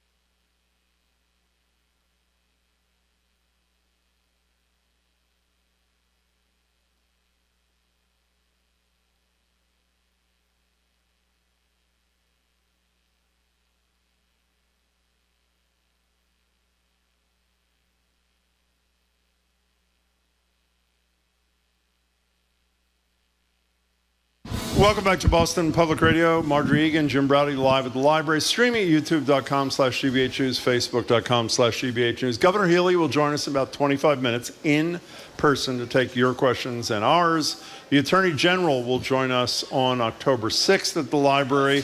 I just want to mention another segment I'm really looking forward to. I know Marjorie is too.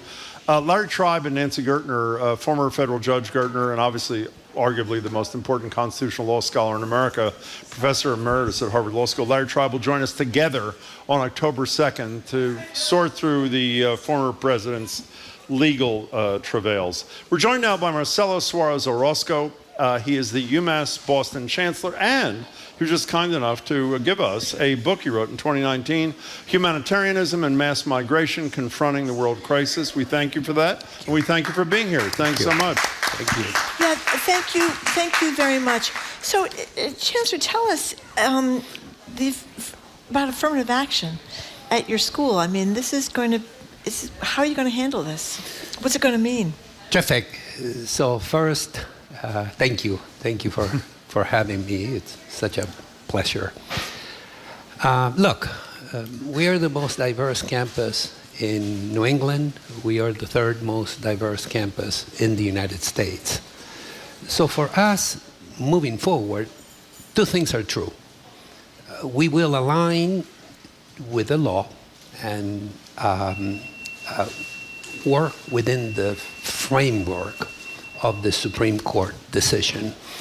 At the same time, we firmly, emphatically believe that in the current age, in the age of super diversity, our ability to educate all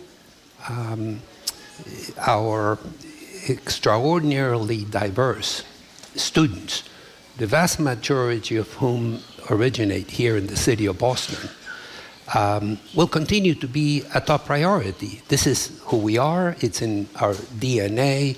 We are firm believers that diversity and excellence are two sides of the same coin. Look, it's a very unfortunate decision. I was a dean at UCLA for about a decade.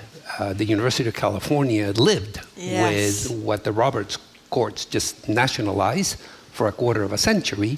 And I was at the forefront as a dean of the Graduate School of Education and Information Studies at UCLA in engineering the vehicles to make sure that the university is able to attract and retain and graduate a diverse population that reflects our population. So what we've learned from that experience is it was an enormous endeavor. It was a very important endeavor. And at the end, we designed a model that I think became a model for the country. And that is creating networks of university-assisted K-12 schools to create the pathways for our minoritized students to be able to have access to the incredible opportunities that our public research universities in our country afford. But you were doing that before the Roberts Court, which does not share your view that diversity and excellence are two sides of the same coin. Before that, why are you confident, if you are confident, that that sort of approach to doing what Supreme Court tried to kill will pass constitutional muster? So the findings, as I understand them, and the direction of the court leaves sufficient room for colleges and universities to really delve into the background, the histories, just swimming against the undertow that comes with living in segregated cities, with segregated schooling. So I think that the California experience suggests that these pipelines, while very, very costly, offer a pathway that will survive constitutional scrutiny. You know, let's stay on this for a couple of minutes. We've discussed a lot the whole notion of getting rid of legacy admissions, and obviously there's litigation pending against Harvard before the Federal Education Department where they're doing an investigation. There's a piece in the Washington Post about Johns Hopkins and how I didn't even know they had, quietly was the word they used in the story, eliminated legacy admissions in 2014, and their white population has gone down dramatically. Their population among students of color has gone up dramatically. The one hole in this story to me is, oh, by the way, a graduate, Mike Bloomberg, gave us $2 billion to spend on financial aid. Yeah. Most schools aren't getting a $2 billion grant from Mike Bloomberg to do this. So it seems to me that there is practically an obligation on every school, including Harvard, that's about to get a new president in a week, or maybe even less than a week. Friday. Is it Friday of this week, Claudine Gay, that our view, as presumptuous as it sounds, the first thing she should announce is we're ending legacy admissions here at Harvard, and we'd urge our fellow universities and colleges to do the same thing. Is there any argument for preserving legacy admissions, which overwhelmingly benefit white families and their white kids? Any argument to maintain it? Yeah, no. Okay, well then I'm going to play for you. I want to play for you. The former president of Harvard, Drew Gilpin-Faust, put out a terrific book about her childhood. She was with us maybe 2 weeks ago. We asked her the question about legacy. I assume she'd be against them. And I said, why didn't you eliminate them? Here's what she said. I think legacy admissions has positive dimensions. It does build community. It brings people across generations to create support for Harvard and defend Harvard. I think it's also important to recognize there's all this criticism about legacy admissions, but legacy admissions is not going to substitute for affirmative action. Mm-hmm. It's an issue, but it's almost a divergent from the big problem, which is, how do we have equitable access? What do you say to her? Yeah, I'm unpersuaded that the best way to keep and build a community and the best way to defend a university is through legacy admissions. Look, our country is undergoing an extraordinary demographic transition. We're a rapidly aging population, below replacement fertility rates. The only sector of the population now growing are kids growing up in families of color. This is the future. For us in Boston, is our history. We came the city we are because of the various waves of immigration, and it is a future when the only sector of the population growing are kids of color growing up in immigrant origin families. I think that there are multiple claims that can be made about ways of creating community that are more aligned with the future of our city, the future of our Commonwealth, than imagining some pastoral past when defending community was so existential.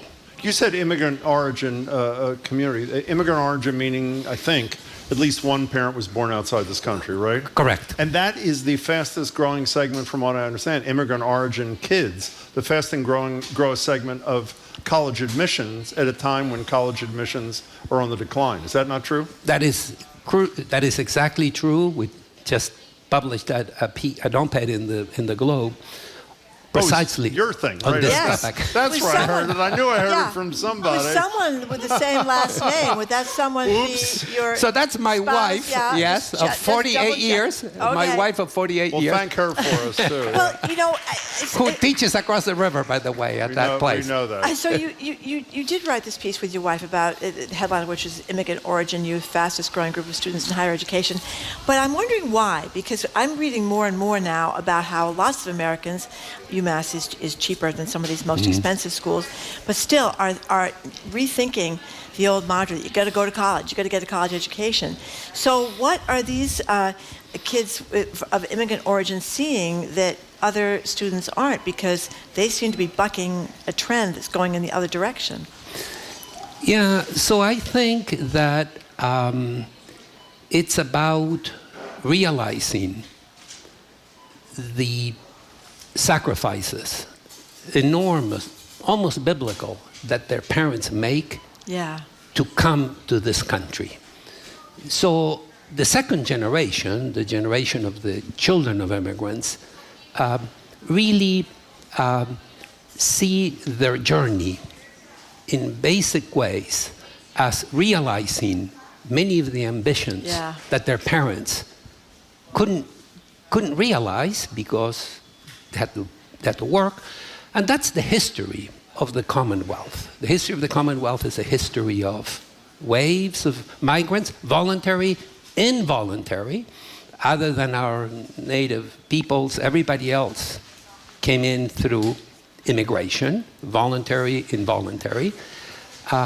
So there is an attachment to the idea that education is such a huge door opener for a better future. For the better future their parents came to the United States to realize. So the connectivity with education is very, very profound in our immigrant origin students. I talk to our students every day, and there is a common narrative. And the narrative is, I need to do better to give back to my parents, to my community. This is very ancient as an idea in the field of immigration. Well, you know, I was reading this story last night in anticipation of you being here, as I was also reading other stories online about this huge influx now of people coming across the border. And you think what these people go through to get here, going through this tropical forest where children are seeing other bodies of people who didn't make it, and people who get, the smugglers and the atrocities. You think the kind of person that can do that, can make it through that, is an extraordinary person, especially someone who's got their children by the hand or in their arms. These are extraordinary people. Yeah. And I guess that's why the second generation does often so well. Right. Yeah. Yes, yes. You are cheaper. Tell us how much cheaper you are. Look, UMass Boston is the only public research university in the city, and we offer a price point that is extraordinarily competitive given the quality of the faculty, given the quality of the opportunities we have for our students in terms of internships, in terms of connectivity after they graduate with the labor market. So at a time when higher education is in an arms race, where costs are now in an unsustainable pathway in terms of just the lack of affordability, and that's part of the algorithm that goes into, Marjorie, what you referred to earlier, which is a lot of folk are losing the idea that higher education is the pathway to a better tomorrow, in part because the math doesn't work, especially if you're in the lower quartile of the income distribution. Education continues to generate just enormous rewards for the middle class and above, less so for the working class populations. And we serve immigrant origin students, we serve vets, we serve second chance students, working class students. Most of our students work. So I think that's part of the magic of UMass Boston. Yeah. It's not only our spectacular campus. I'll invite you to. Spectacular. Oh my gosh. Yeah, but I have to bring you back to show you our new quad. Do we get a free meal? You get the Chancellor's sandwich special, which is the chimichurri sandwich. You'll get. I'll get you that. Tell people. I mean, by the way, we should say this is the Chancellor of UMass Boston, Marcelo Suarez Orozco. But just to explain to people that haven't been out to Columbia Point. I mean, you got all that glass. You're looking out at the ocean. I mean, it is spectacular. That's a $1 million view, is it not? That is the best view in the city of Boston. Yeah. The views from the dorms where our students live are breathtaking. Yeah, they really are. By the way, I should say, I mentioned this when I met you last time you were on. My older kid spent her freshman year at UMass Boston. The only reason she left for Smith's because she wanted to move away from me. But no, I'm serious. She loved every single minute of it and talks about it to this day. I want to talk about one of the, you appear to me, I don't know you that well, I just know of you for the most part, a Chancellor.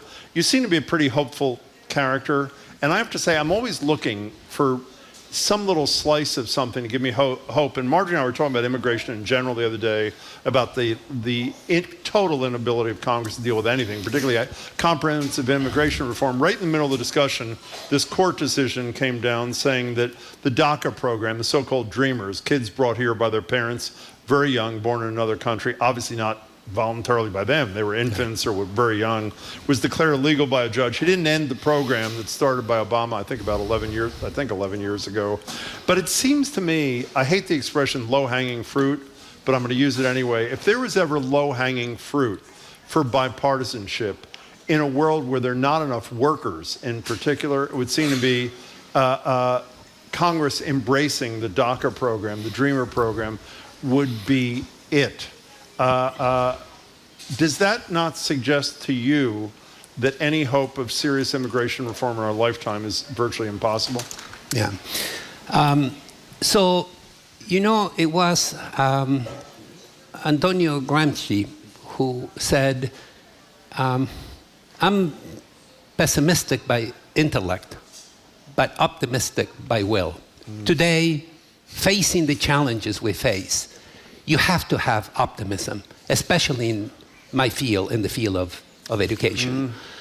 I think it's extremely unfortunate.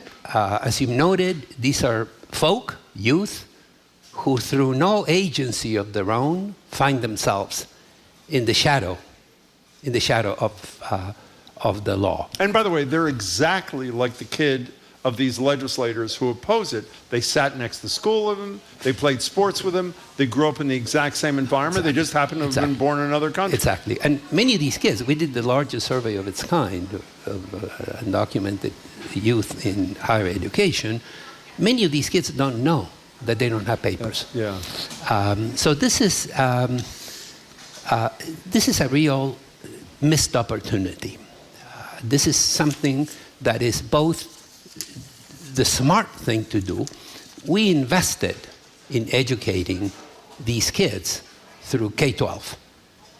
The transition to college, the transition to the labor market is what is so significant, and affording them that opportunity, the opportunity to give up. In our survey, we discovered most of this young folk go into the service professions. Is that so? During COVID, I did an op-ed. There are more undocumented folk working as first responders during COVID than there are nurses in all of Austria. Wow. So this is a huge missed opportunity. It's not smart and it's not ethical to, again, folk that through no action, not agency of their own, find themselves in this very, very severe undertow, threatening to drown their dreams. Yeah, and people, I mean, we kept adding to DACA, I mean, people that have not lived in another country since they were 2 years old, and now they're 35 or 40, they're going to go back. Many of whom don't have family, don't have any connection. Or even speak the language sufficiently. I mean, well, they're as it's American insane. as any kid born in Exactly. this Well, country. you're 2 years old. Yeah, Exactly. you are, right? So when will we have this lunch? Let's do the show at Columbia Point. That's what By we the should way, do. we would do that in a second. If you speak to Jamie and our colleagues. Jamie, we let's would make it work. I don't mean while we're on the air. I'll Speak give you to the $1 Jamie. million view. Exactly. Chancellor, it is a pleasure to see you as Thank always. you. We really appreciate your time. Thank you. Yeah, Thank you so much. And the Thank you. buildings over there are just gorgeous.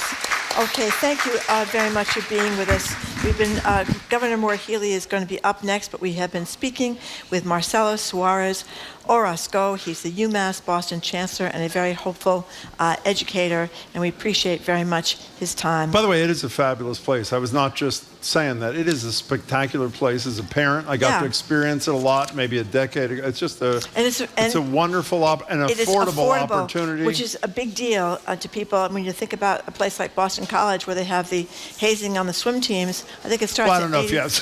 80 grand. Is it 80 Plus, grand? it is totally beautiful. It Yeah, is really, it is beautiful. check it out. It is beautiful. Okay, coming up in just a few minutes, we're going to speak with Governor Maura Healey. She's going to be here from 1 to 2, so she's a few minutes away. She'll take our questions and your calls. The number to call or text us is 877-301-8970, or you can go to the homie mic here at the Boston Public Radio, and we try to get as many questions as we can from the homie mic to the governor. You're listening to Boston Public Radio, 89.7 GBH, broadcasting live from the Boston Public Library.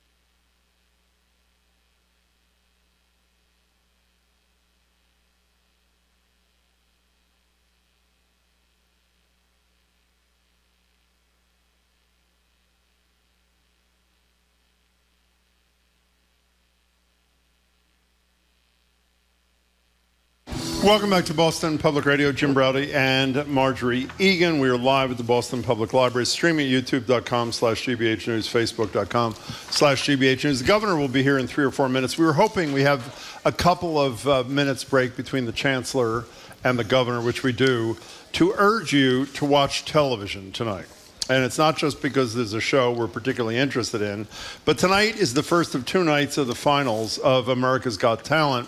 And one of the contestants who is in the running to win the $1 million prize was a woman who, Lavender Darkangelo, who was kind enough to join us with her parents, Will and Jamie, a couple of weeks ago to talk to us. And she is a remarkable, remarkable person. Here she is. I want to play a little sound if you missed it, of her singing. So which one should we do first? Here she is singing. This is in our studio, just a cappella, singing a little bit of Simon and Garfunkel's Bridge Over Troubled Waters. I will lay me down like a bridge over troubled water. I will lay me down. Not only does she have a beautiful voice, she is a beautiful person. She lives with autism. She is blind since birth. And in her young adult life, in addition to having remarkable talent, she's become a pretty fierce advocate for people with disabilities, which is just spectacular, as are her fathers, I should say. Yeah, she talked about joining them because she had a difficult childhood growing up too, and she was happy to become part of their family. But you know what surprised me? I always thought, hear these things about Simon Cowell, how mean he is to people, and it's a big show out in Hollywood. It's a shtick, but she talked about the whole. The 2 fathers talked about how gracious everybody was on this America's Got Talent. They're very considerate of the nerves of the people that are performing, and they're very almost nurturing out there. I mean, I kind of thought it was a cutthroat kind of deal, and you get up there and you're singing, you're off, and you're out the door in 2 seconds. They gave me a lesson, I guess. It's not as creepy as I thought, these TV shows. And by the way, the reason we're doing this is not just to urge you to watch a television show and enjoy it. We're urging you, which I don't think we've done before, to vote. Well, we urge you to vote in other kinds of things. You can vote for her starting at 8 o'clock tonight. The voting closes tomorrow morning at 7 a.m. You go to the AGT, America's Got Talent app, or you go to nbc.com/AGT vote. We asked Lavender how she felt about the finale, whether she was nervous, etc. Here's what she said. Well, I'm definitely excited for obvious reasons because I love singing on stage and being, having a huge audience. I am nervous just because as I'm learning more about my autism, I do have some boundaries. I'm more nervous about pushing myself and taking on more than I can handle. Yeah, and she has taken on a huge amount and really is just one of the most impressive people I have ever met. The highlight for me, beyond talking to her, is we asked, they had no notice of this before, if we had read that Will actually has been her coach. Will, one of her fathers, has been her coach, and was quite a singer himself, did some stage work, and I had no idea if they'd ever sung together professionally. And it turns out they had, but they hadn't done it in 4 years. So they leaned over to each other. They talked to each other, I guess, to prepare for what they were going to sing while we were live on the air. And here's a little bit of Lavender and one of her dads, Will, singing an impromptu duet of Somewhere Over the Rainbow on our show just earlier this month. Here they are. Where troubles melt like lemon drops away above the chimney tops, that's where you'll find me. Somewhere over the rainbow, bluebirds fly, birds fly over the rainbow. Why then, oh why can't I?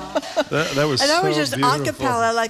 We don't have exactly the most wonderful acoustics for singing in our little studio. No rehearsal, no preparation. So they're very good. So the two-part finale is tonight at 8 o'clock, tomorrow at 8 o'clock. And I want to end this by saying, incredibly, Jamie sent us a note when they were on and said, why don't you invite them for Live Music Friday? And she's in this national, and I assume if she wins, huge international spotlight. No matter what happens, and we're convinced winning is what's going to happen, Lavender will join us for Live Music Friday here at the Boston Public Library on Friday, October 20th. How great is that going to be? Very exciting, Jim. I'm very excited about it. She's great. Here's the voting deal again. You go to the AGT app or you go to nbc.com/AGT vote. Why don't we take a break? As soon as we get back, the governor, Maura Healey, will join us for Ask the Governor.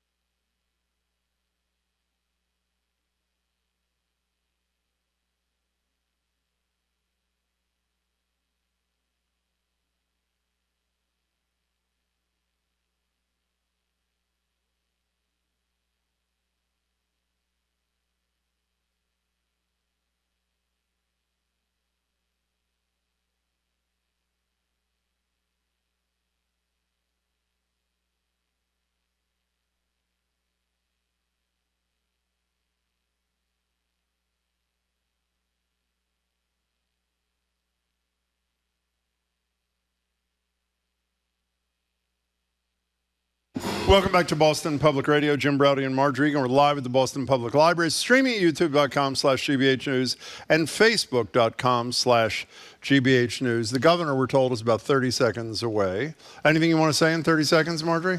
Yeah. I have nothing to say. You have nothing to say? Do you have anything to say? I have nothing to say. Do you have anything to say? Nope, I'd just like to say that people should read the Globe editorial about the MCAS tests.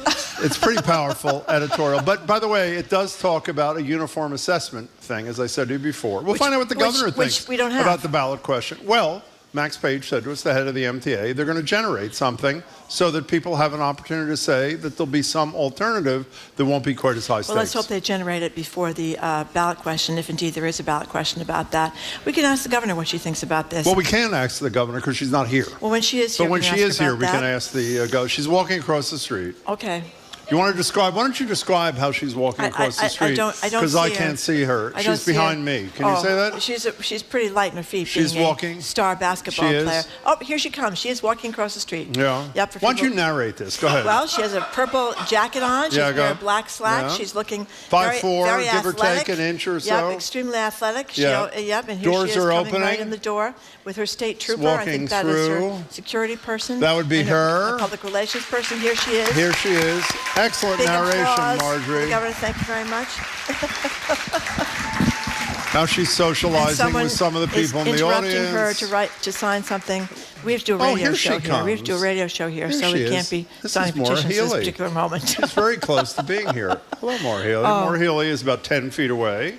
And I'd say about 5 feet away. Hello, about to put on a Governor Healey. headset. Thank you very much for coming And here in. she is, the governor of the Commonwealth, Maura Healey.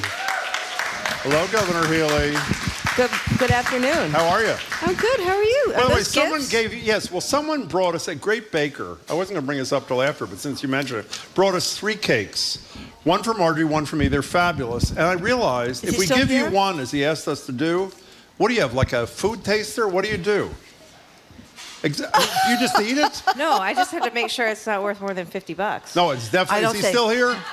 He home baked it. It's $49.95. Here it is. We'll tell you. You can. That's great. Who is the fellow? This is delicious. I think he's gone. This is horrible. But they're often these like It says almond. handmade with love. Handmade with love. And usually they're an almond cake. I don't know what this one is, but they're really good. And he's made them several times, and I've eaten them. And plus you can freeze it. You can cut off a piece and freeze the rest if you want to not eat the whole thing. We'd find a way to consume this right away back at the State House. This is from a gentleman, he owns Pilgrim's Pass. That's the name of his bakery. Okay. Yeah. So before we start, I don't want to put you on the spot. Do you know who Lavender Darkangelo is? You're full of it. He does want to put you on the spot, Do you know who Lavender Darkangelo is? Oh my God, I love her. Oh, she great. And best of luck to her tomorrow night on Tonight on America's yeah. Got Talent.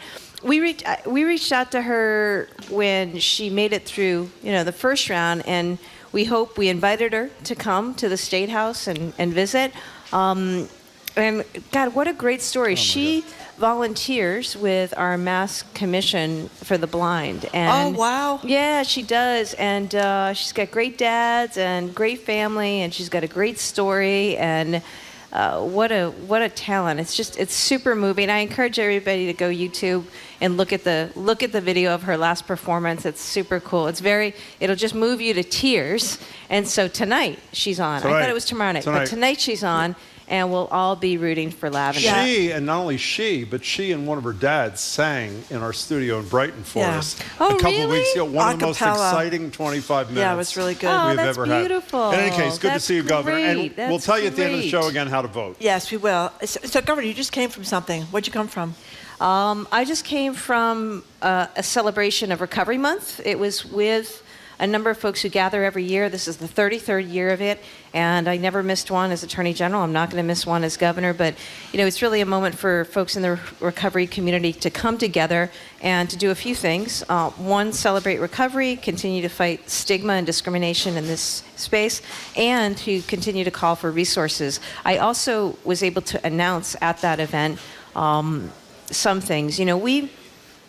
Going after the Sacklers, going after the drug companies as we did when I was Attorney General over the last 8 years resulted in about $1 billion coming back to Massachusetts over the next several years. All of that money is going to be used for recovery work, prevention, education, harm reduction, and the like.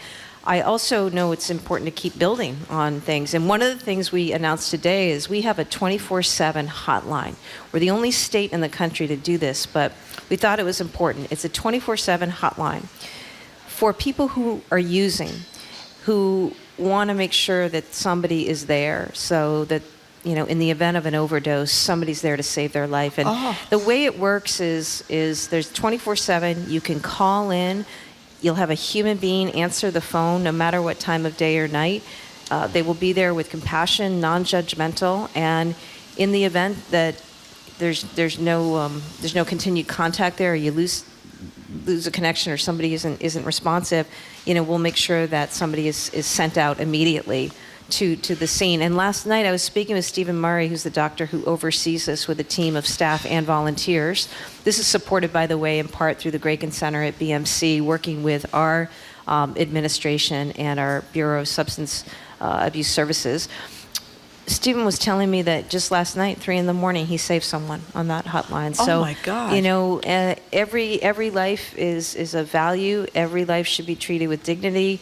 We know that so many people continue to suffer from addiction. So many families around the state and country continue to have experienced such heartache and anguish. And I just want people to know that, you know, as governor, I am all in. So is our Health and Human Services team, our Department of Public Health, partnering with those with lived experience in the community to just continue to find ways to do what we need to do. I watched Painkiller the other night, you know, which some of you may have seen. It's on, I don't know, Hulu or Netflix, one of those. But it was just so galling, once again. It's the story of the Sacklers and what they did, and it just made me so mad. It made me want to go litigate that case all over again.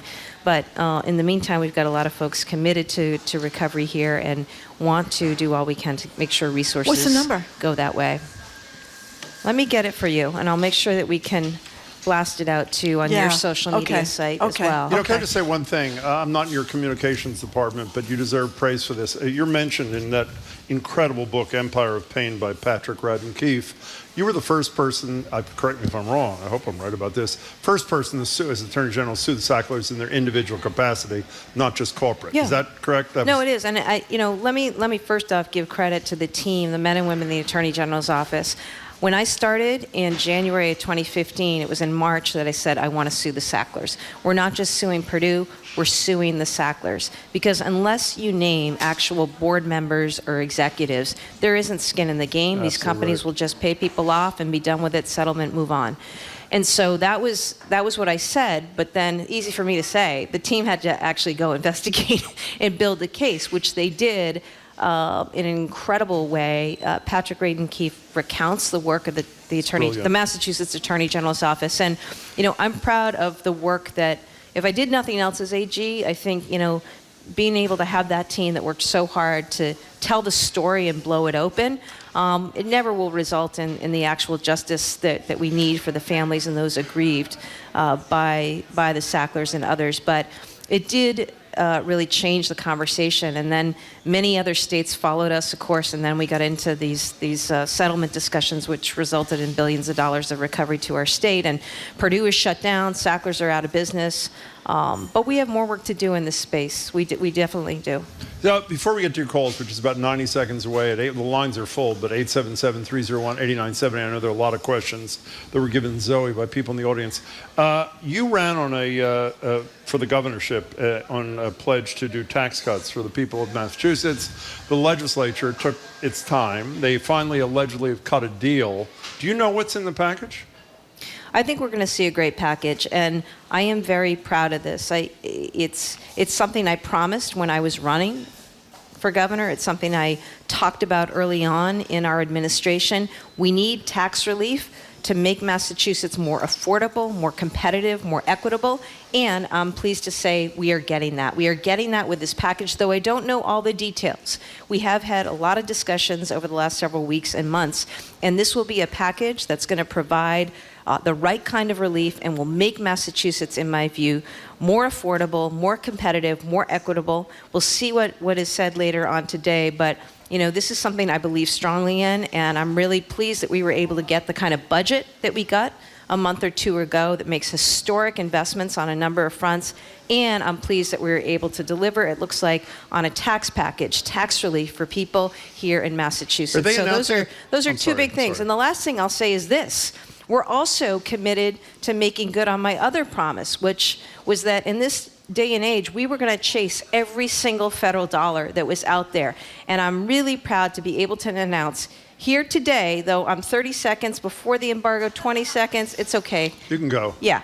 That Massachusetts has been awarded a historic fund, and that is the ARPA-H fund. What is it? It's a program that the Biden administration set up, kind of like DARPA, and it is Advanced Research Projects Agency. And they had to go around the whole country and pick areas that were going to be hubs for substantial funding.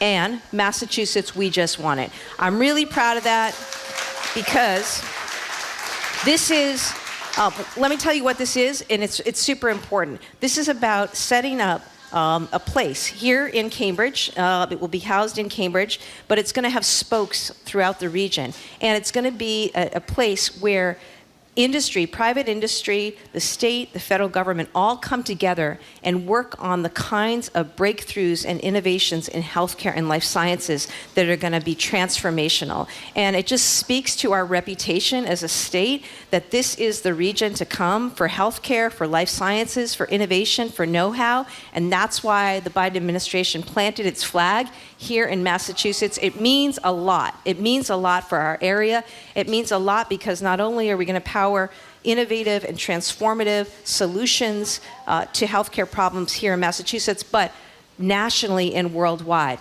And I want to say grateful to all the partnership. There were a lot of partners who came through to help make this possible. But when I heard about this opportunity in March, I called my Secretary of Economic Development and I said, let's go out and let's win this thing. And she worked with folks in government and outside of government to put an application in. We got it. It's a really big deal. It also follows $100 million that we got last week from the Biden administration that Congress appropriated for the CHIPS and Science Act. Microelectronics. We're going to be manufacturing, innovating, researching in this important industry here in Massachusetts. That's CHIPS and Science. That's $100 million, $20 million this year, 5 years to come that we're going to compete for.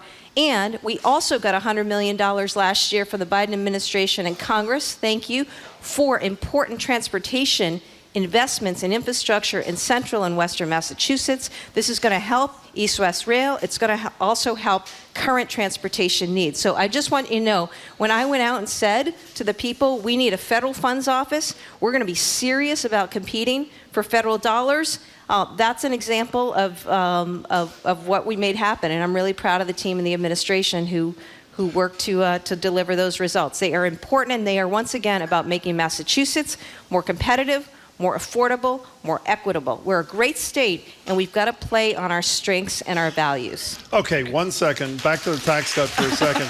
Did you say they're announcing the legislative leaders are announcing the content this afternoon? I believe they're going to have something to say this afternoon. And when are they voting on this thing? I don't know. They don't tell me these things always. Is that really true? That's true on this. We have a great working relationship with the legislature. We've been able to accomplish a lot, including historic investments on climate. Remember, I also promised that 1% of the budget was going to go towards climate. It did. I promised we'd fully fund the Student Opportunity Act. That happened. I promised that we'd have Mass Reconnect to make community college free to anybody aged 25 years old and older. We did. We promised in-state tuition, universal school meals, breakfast and lunch for every kid in the Commonwealth. And so I just thank our legislative partners who've been working hard to deliver that. I know people talk about the time it took. In the scheme of things, not a long time to me. And tax cuts, tax relief, this hasn't happened in a while. It's a big deal. It's important for families in our state. It's important for businesses in our state. And it's just, what we need in terms of moving this state forward.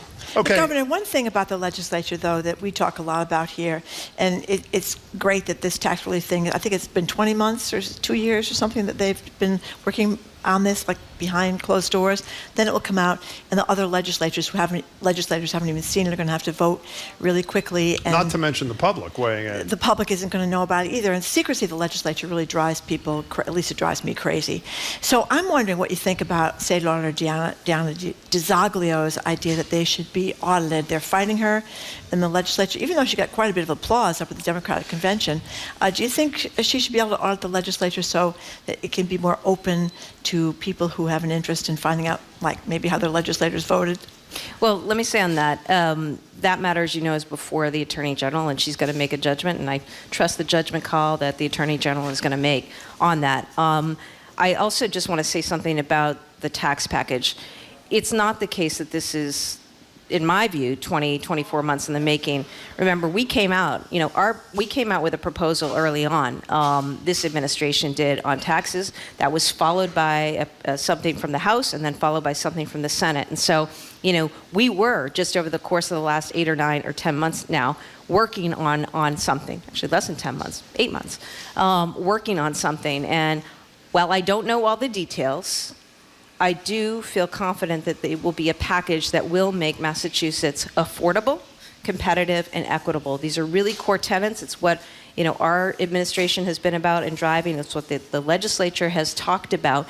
And there's been a lot of debate and discussion about the various proposals, because again, there were 3 tax proposals, a lot of overlapping parts, but we've had a lot of good discussion, including a lot of input from a number of stakeholders and folks out there generally over the last 8 months. And that's why we're able to be at this point today, because of the work that was done by the legislature and the chairs and committees. I don't think people are in the dark about this package and the various But do you support the merits. premise, though, the idea that the legislature, we're one of the most closed up states in the country.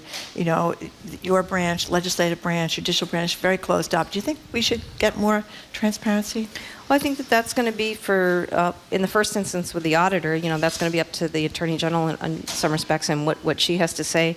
I, as a general matter, promote transparency, promote communication, and, but just have to see how things develop in terms of the specifics of that. But, when the auditors requested information from our agencies, we've provided it and we'll continue to do so. Let's go to Lydia and Lincoln. You've all been very patient. You, Lydia, among them. You're on with the Governor of the Commonwealth. Welcome.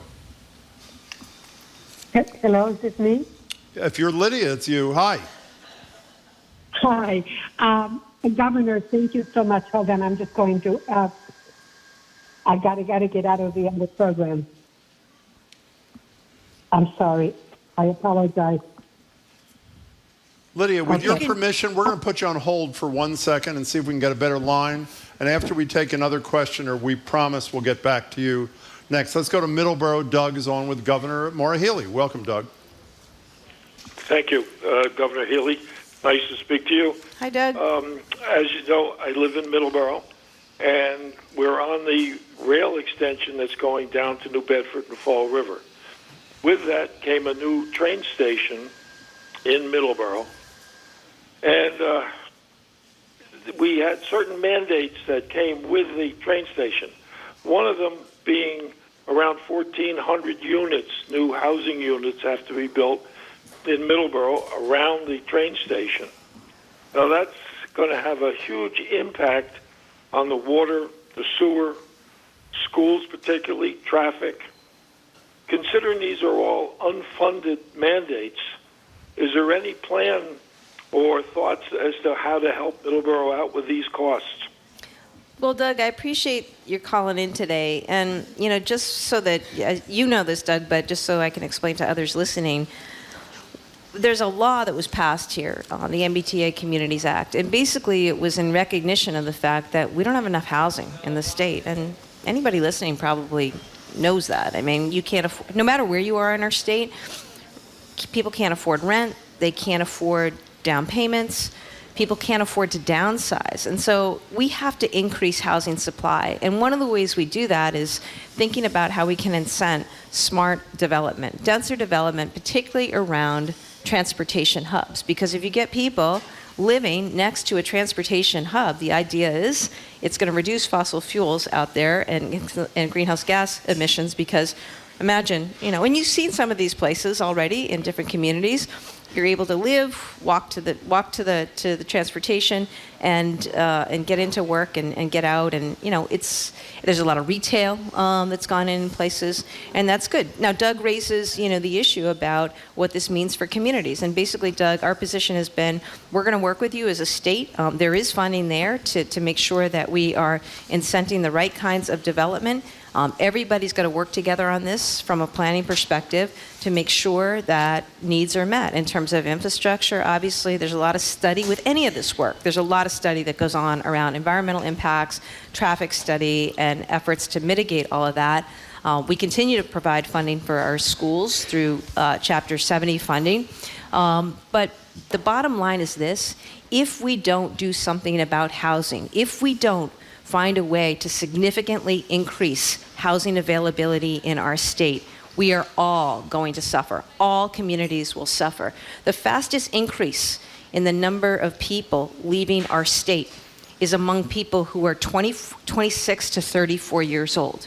These are people who can't afford rent, they can't afford to buy a house. Many people have returned home, and they're going to other places because of this housing problem. It's why I established a housing secretary when I started as governor. It's why we soon will be out with a housing bond bill that will be significant. And it's why we have also come out recently with both carrots and sticks that we can use with communities to get communities to reform zoning practices as necessary and to quickly engage together with stakeholders around the planning and development of housing. Housing is the top priority. If we don't deal with our housing crisis, we are going to suffer as a state. We need everyone's help. And Doug, I appreciate your pointing out, the tensions within all of this, which is why we've set up a model that will allow for that kind of input and support. Doug, thanks for the call. Lydia, who we're going to get back to in a second, actually has a rental assistance question related. Speaking of transportation hubs and that legislation you talked about, and transparency, which you and Margie were talking about, your Secretary of Transportation made a pretty quick departure, and there's been no, at least in my estimation, transparency around why she left. Do you think the public is entitled to know why Secretary Fiandaca left so abruptly? Well, I'm grateful to Secretary Fiandaca for the work that she did over her 8 months of service in this new administration. There were important things that happened. The RMV, remember, we had a project, it's ongoing, but we've done really, really well with it to make sure that our new driver's license law for undocumented folks was implemented. We've successfully permitted and licensed tens of thousands of individuals who are eligible. The Sumner-Tumner tunnel closure, remember, that was done, I know it was aggravating for the public, but honestly, I think it was done pretty well, and we really had mitigated problems there. There were a lot of efforts to get funding for federal programs, and so Secretary Fiandaca did a great job, and and she's going to continue to stay on, as some know, advising us.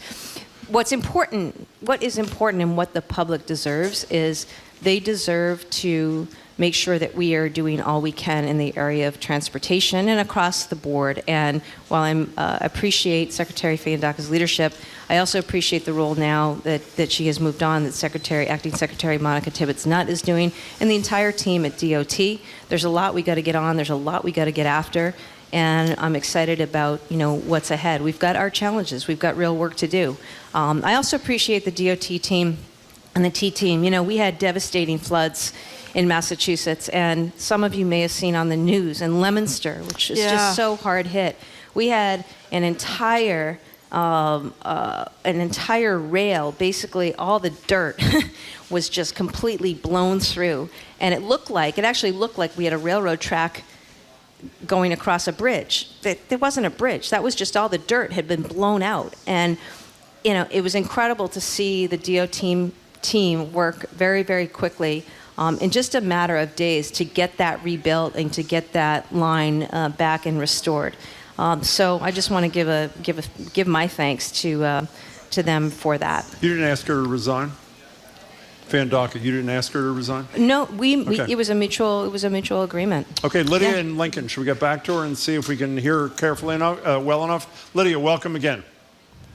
Thank you very much. Thank you, Governor, for being there. My question is about the REF program. It's a rental assistance for families in transition. I've applied 4 times, and my landlord applied once. I also called your office the second time for lack of communication. I couldn't reach anybody. So at the beginning, the amount available was $10,000.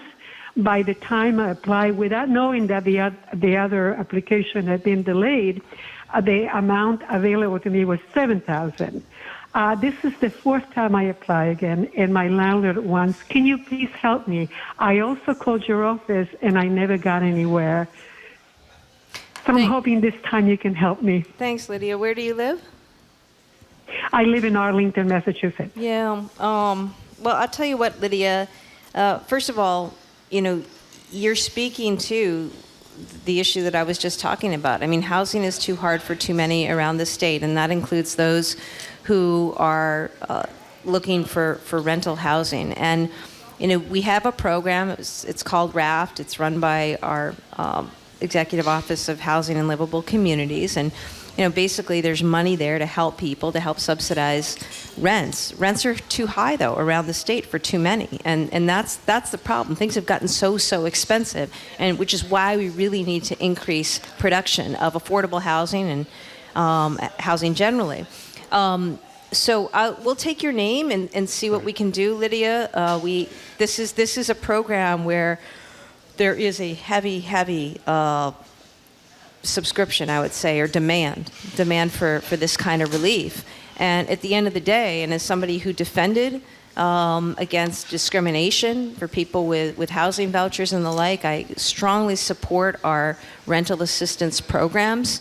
It is also the case that we just need more housing generally and more affordable housing generally, so that there are more options for people like Lydia and rents can come down. But hang on the line, Lydia, and we'll see what can be. Lydia, don't hang up. Where our colleagues will take your contact information and share it with the governor's office. Don't hang up. Thanks for the call. Governor Healey, you may not be aware that Jim Browdy won the President's Award from the Massachusetts Teachers Association, and ever since then, whatever the MTA says, do, Jim says, jump, how high can I possibly jump? So in that context, I'm wondering what you... Congratulations. Context, thank you. It's about 30 years ago, but thank you That's right. much. Well, you remain a loyal supporter all these years. Thank you. So in that context, I'm wondering, there may be a ballot question about the MCAS exam, saying it would no longer be a graduation requirement. I'm wondering what you think about that. And I'm also wondering, the Department of Education wants to have more charter schools specifically for kids who are in towns that are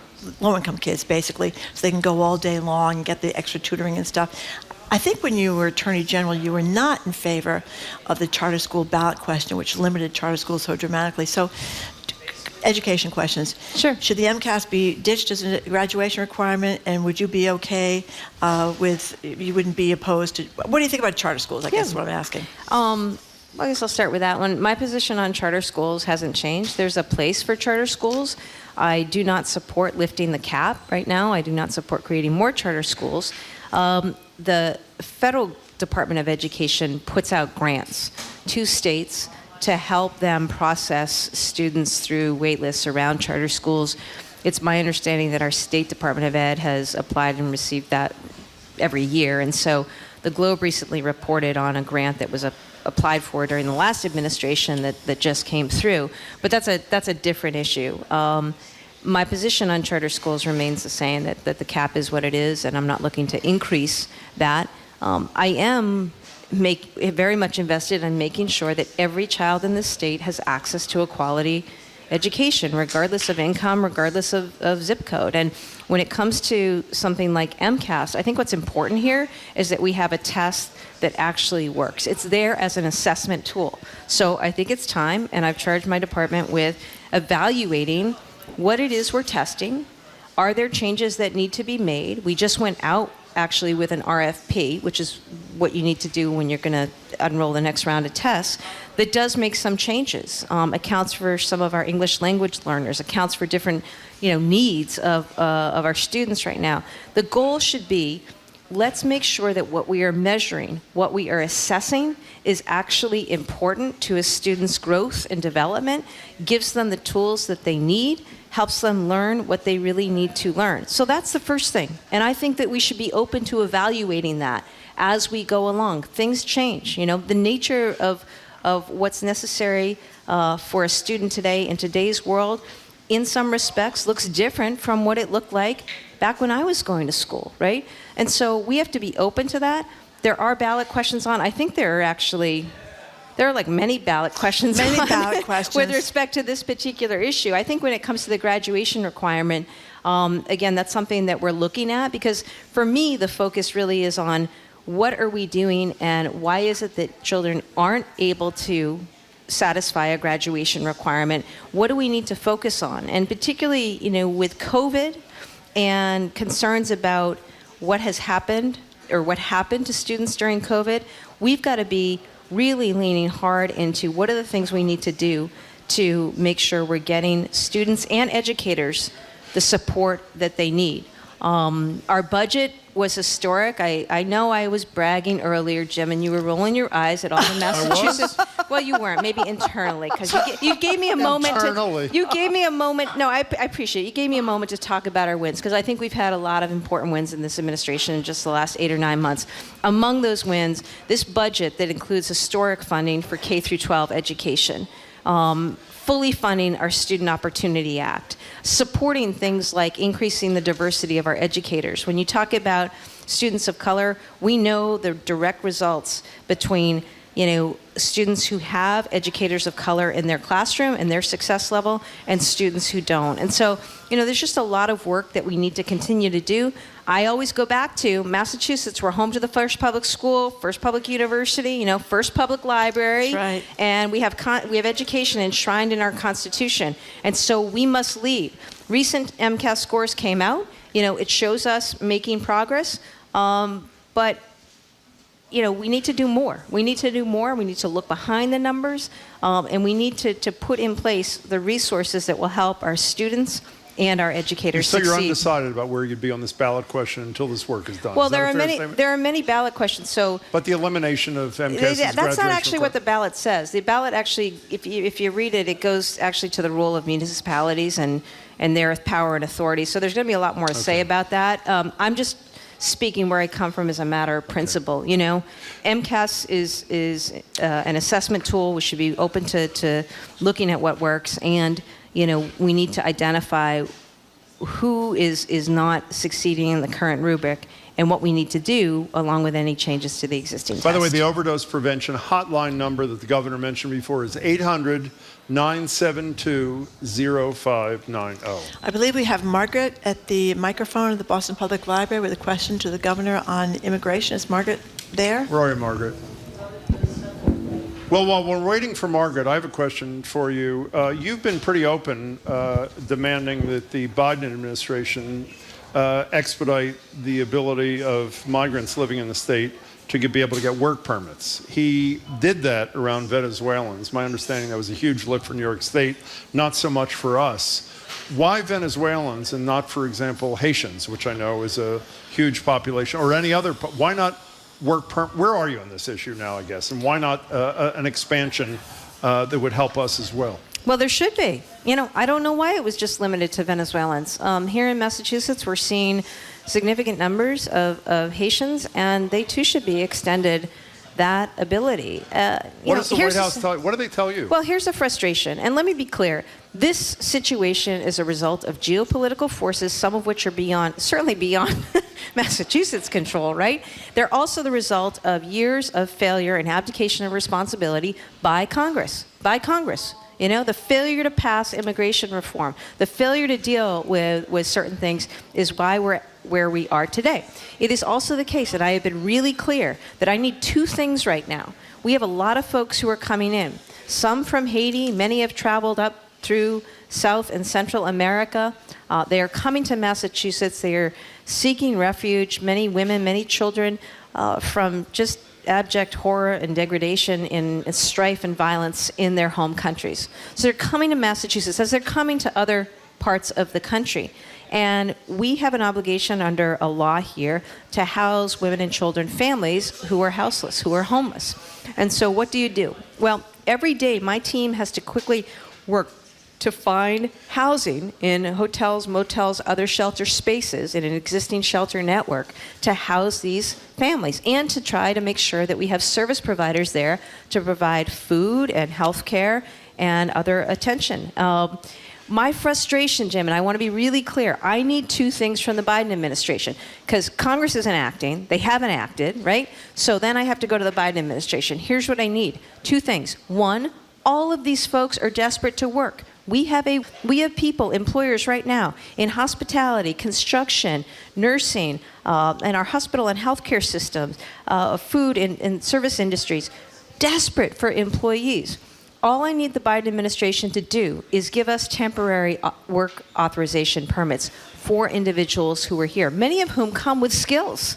Many of whom were skilled in a particular industry in their home country and just want to work. So we need that to happen. Number two, we need federal funding from the Biden administration. And whether that's funding to help support schools who are taking on new children, or health and human service providers, we need funding from the Biden administration. And I continue to implore them directly to the White House and also to the Department of Homeland Security, because this is a federal problem, and and we need help. The state is bearing the burden of this. And I'm grateful to the people who have stepped forward. If you visit our welcoming centers, I think we're the only state in the country to set up welcoming centers the way we've set up welcoming centers, where we have people doing incredible work to make sure that people are cared for. That said, why is it that it's falling on us, federal government?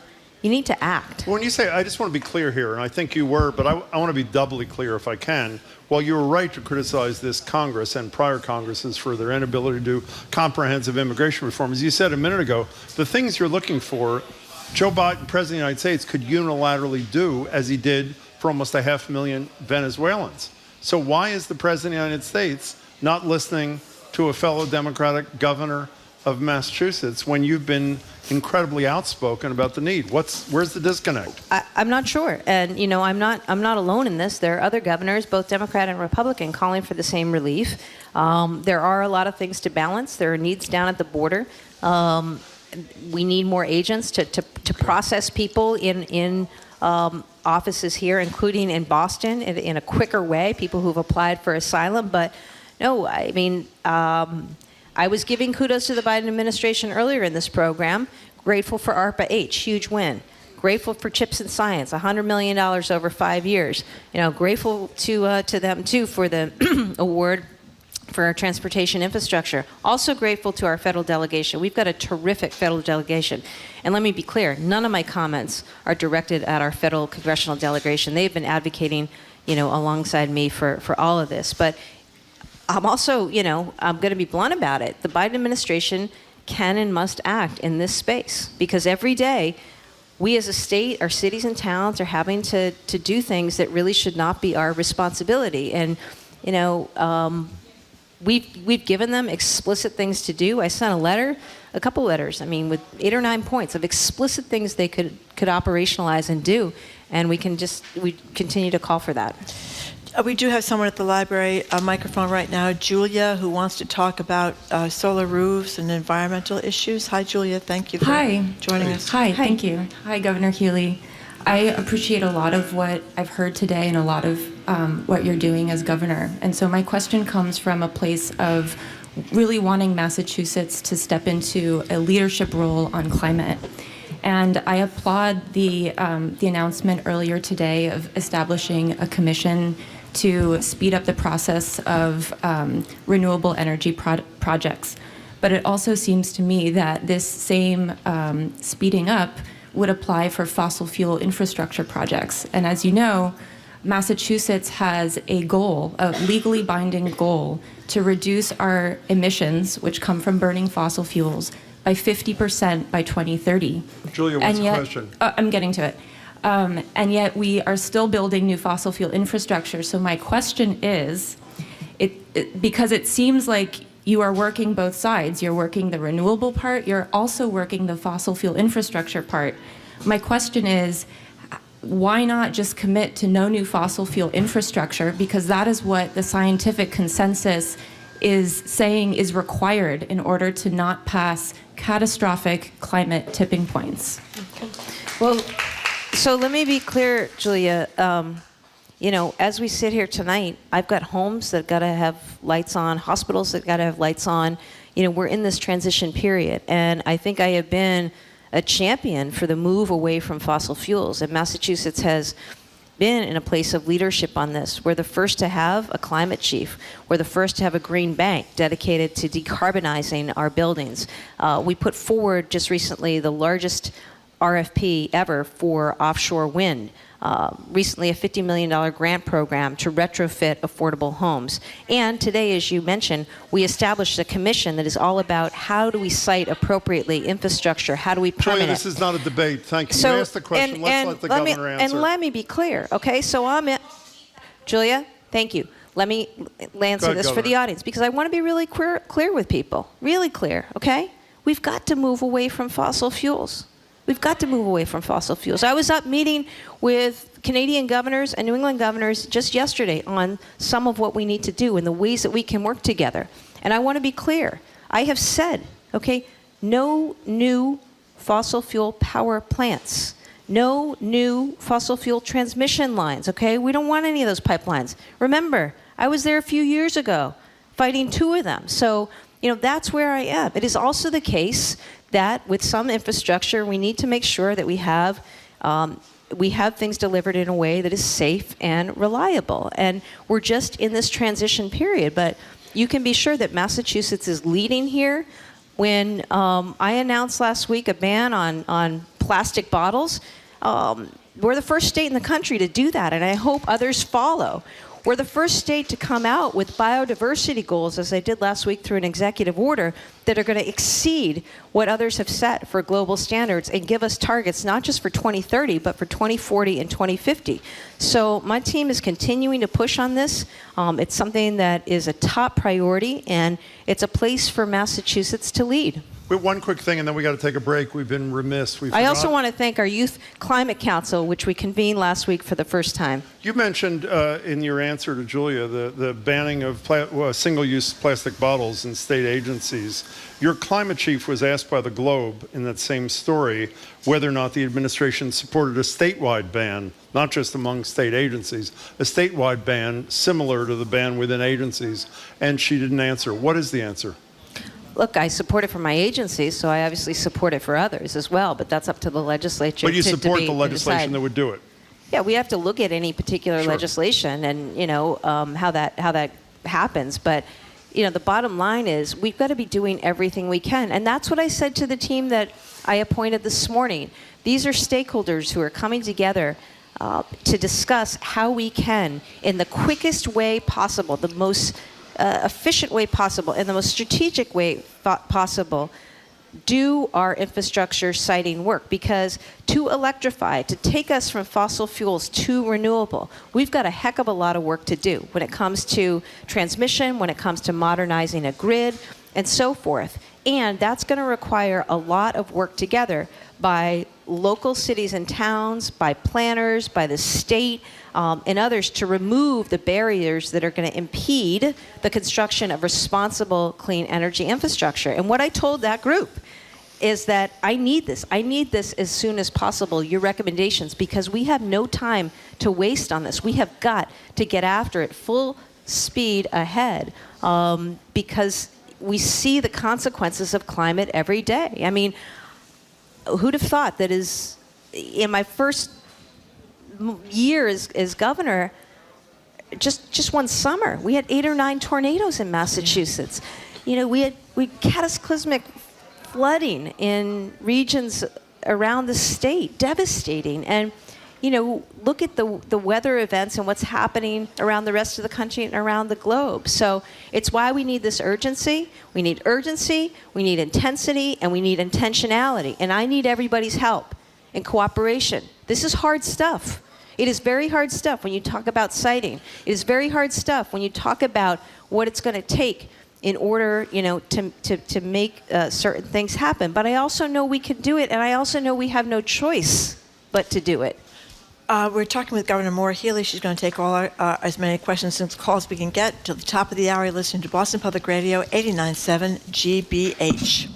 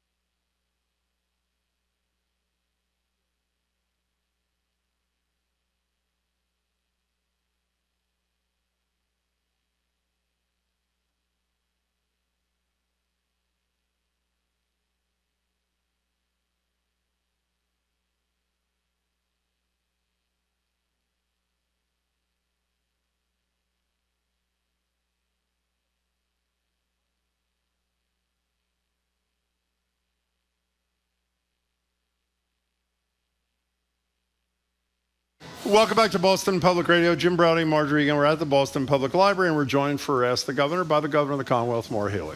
So I want you to know we're going to go to Fallon, a grad student from UMass Dartmouth, because I'm getting swamped by texts from people concerned about this UMass Dartmouth situation. So go ahead, Fallon, and talk to the Fallon. Governor. Move the mic down. Yeah, great. Hi. Hi, hello, Governor. We are here as graduate students pursuing our Masters of Fine Arts at UMass Dartmouth. We traveled here today from New Bedford to speak with you and make sure you are aware of the enormous displacement of nearly 200 students after the sudden closure of the College of Visual and Performing Arts Star Store building. Despite our constant advocating, we have been without facilities, equipment, and studio spaces for over a month. We have written to the Chancellor, Mark Fuller, our provost, and higher-up administrators, and have been met with no response. The situation has left us unable to begin our semester, putting our learning at a standstill. The university has excluded us from conversations that directly impact our futures and the educations we are paying for. We are asking you to step in and help us advocate for an in-person meeting with UMass Dartmouth leadership to discuss how they plan to address the time we have lost and their future commitment to providing the facilities and educations we were promised. Fallon, thanks. Thank you, Fallon. Who, step forward. Let me see who's in the group here. You guys are in the group? So are you guys you're not doing any classwork right now? No. No, okay. There's a terrific piece about this in the Bedford Light by a guy named Jack Spillane. It sounds like a very screwing, frankly, from what I've read. Use a legal term. I'll tell you what, Fallon, I really admire and appreciate that everybody made the trip up from New Bedford today. I want to do all that we can as an administration to support educational opportunities, including at the public higher ed level. I will tell you, I've had conversations with the mayor about this program, about this building too, and we've had some initial discussions with UMass Dartmouth. So I appreciate your ask and request, and we will make sure that folks sit down with all of you. And ultimately, I want to figure out, is there a way, for you to be able to continue to pursue education through the University of Massachusetts. What's your major? Ceramics major. You're a mixed major? Ceramics. Oh, ceramics major. I'm in my third year, supposed to be working towards my thesis, and I'm unable to do anything. Okay, and I'm sure there are a lot of your fellow students who are in the same boat. We've moved here internationally. Students just moved here from Turkey, China, Iran, and all of them came here with the promise of being able to get their education. Okay, well, we'll make sure that you have that meeting. Okay. Thank you. Thank you, and again, thank you for coming up, and thank you for studying what you're studying. Governor, if the federal government shuts down over the weekend, what's the role of the state government, if any, to fill some of the holes that will be created by this grotesquely irresponsible action by the House Republicans? To keep things going, continuity of operations. It is grotesque, right? I mean, what McCarthy has allowed in his party and the control, it's just terrible. We've been here before, We have been here before through other federal shutdowns, so we've talked, as teams, we know what we need to do, and we will do everything that we can to provide the continuity of services, of care, and just hope that better minds, better sense, better heads prevail on this. Let's just pick one example. The WIC program, funding would stop in a matter of days, women, infants, and children. Someone who is a victim of that funding cutoff, do they call the state? Is there a place for them to go to get through this transitional period, if there is one? The last thing that people need who are receiving WIC or SNAP benefits or anything else is more stress, right? So just to folks, just know that we're going to do everything we can to continue receipt of those funds. I don't want people going without right now. It is ridiculous that we find ourselves in this position. It's just political games in D.C., and it's all at the expense of human beings, right? And I don't care what party you're in. It's shameful. There's no need for it. So, that's what I've charged the team with doing. We'll look to find ways to make sure that continuity of care and services are provided. Because the last thing that people need who are recipients of some of these important federal programs is the stress of worrying, whether or not they're going to be able to make it or whether or not something's going to come through. So look, as governor, I'll do everything, and I know my team will do everything to make sure that there is that continuity of care and service. Besides the UMass Dartmouth situation in Bedford, I'm getting a lot of texts about people concerned, immunocompromised people, about no masks in healthcare settings, wanting to know if you will mandate them as COVID may be returning, and no one is wearing masks anymore, really. Well, no, right now I'm leaving it to the healthcare providers and professionals to make those calls. Obviously, we will keep options open as anything develops, but I would encourage people. There's a new booster out. There's also flu boosters out. So do what you can to take care of yourself and try to head things off. And our Department of Public Health will continue to stay engaged on this. So we only have a minute and a half left. Most recently, Joe Biden's numbers are going down. Donald Trump's approval rating for his first term as president are going up. I'm sure you've seen them.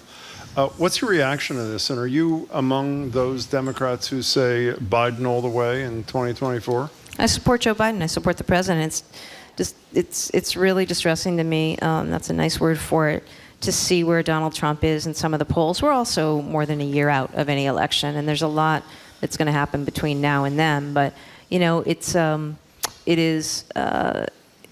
I'm glad to see the accountability. We talked before, and I don't need to go over this again, but the various court actions against the former president, it's really important. It's really important for for who we are as a democracy, and I think people need to really fight hard for democracy this year, over the next several months. You don't think he's too old to be president again, Joe Biden? Joe Biden? Yeah. No. Okay.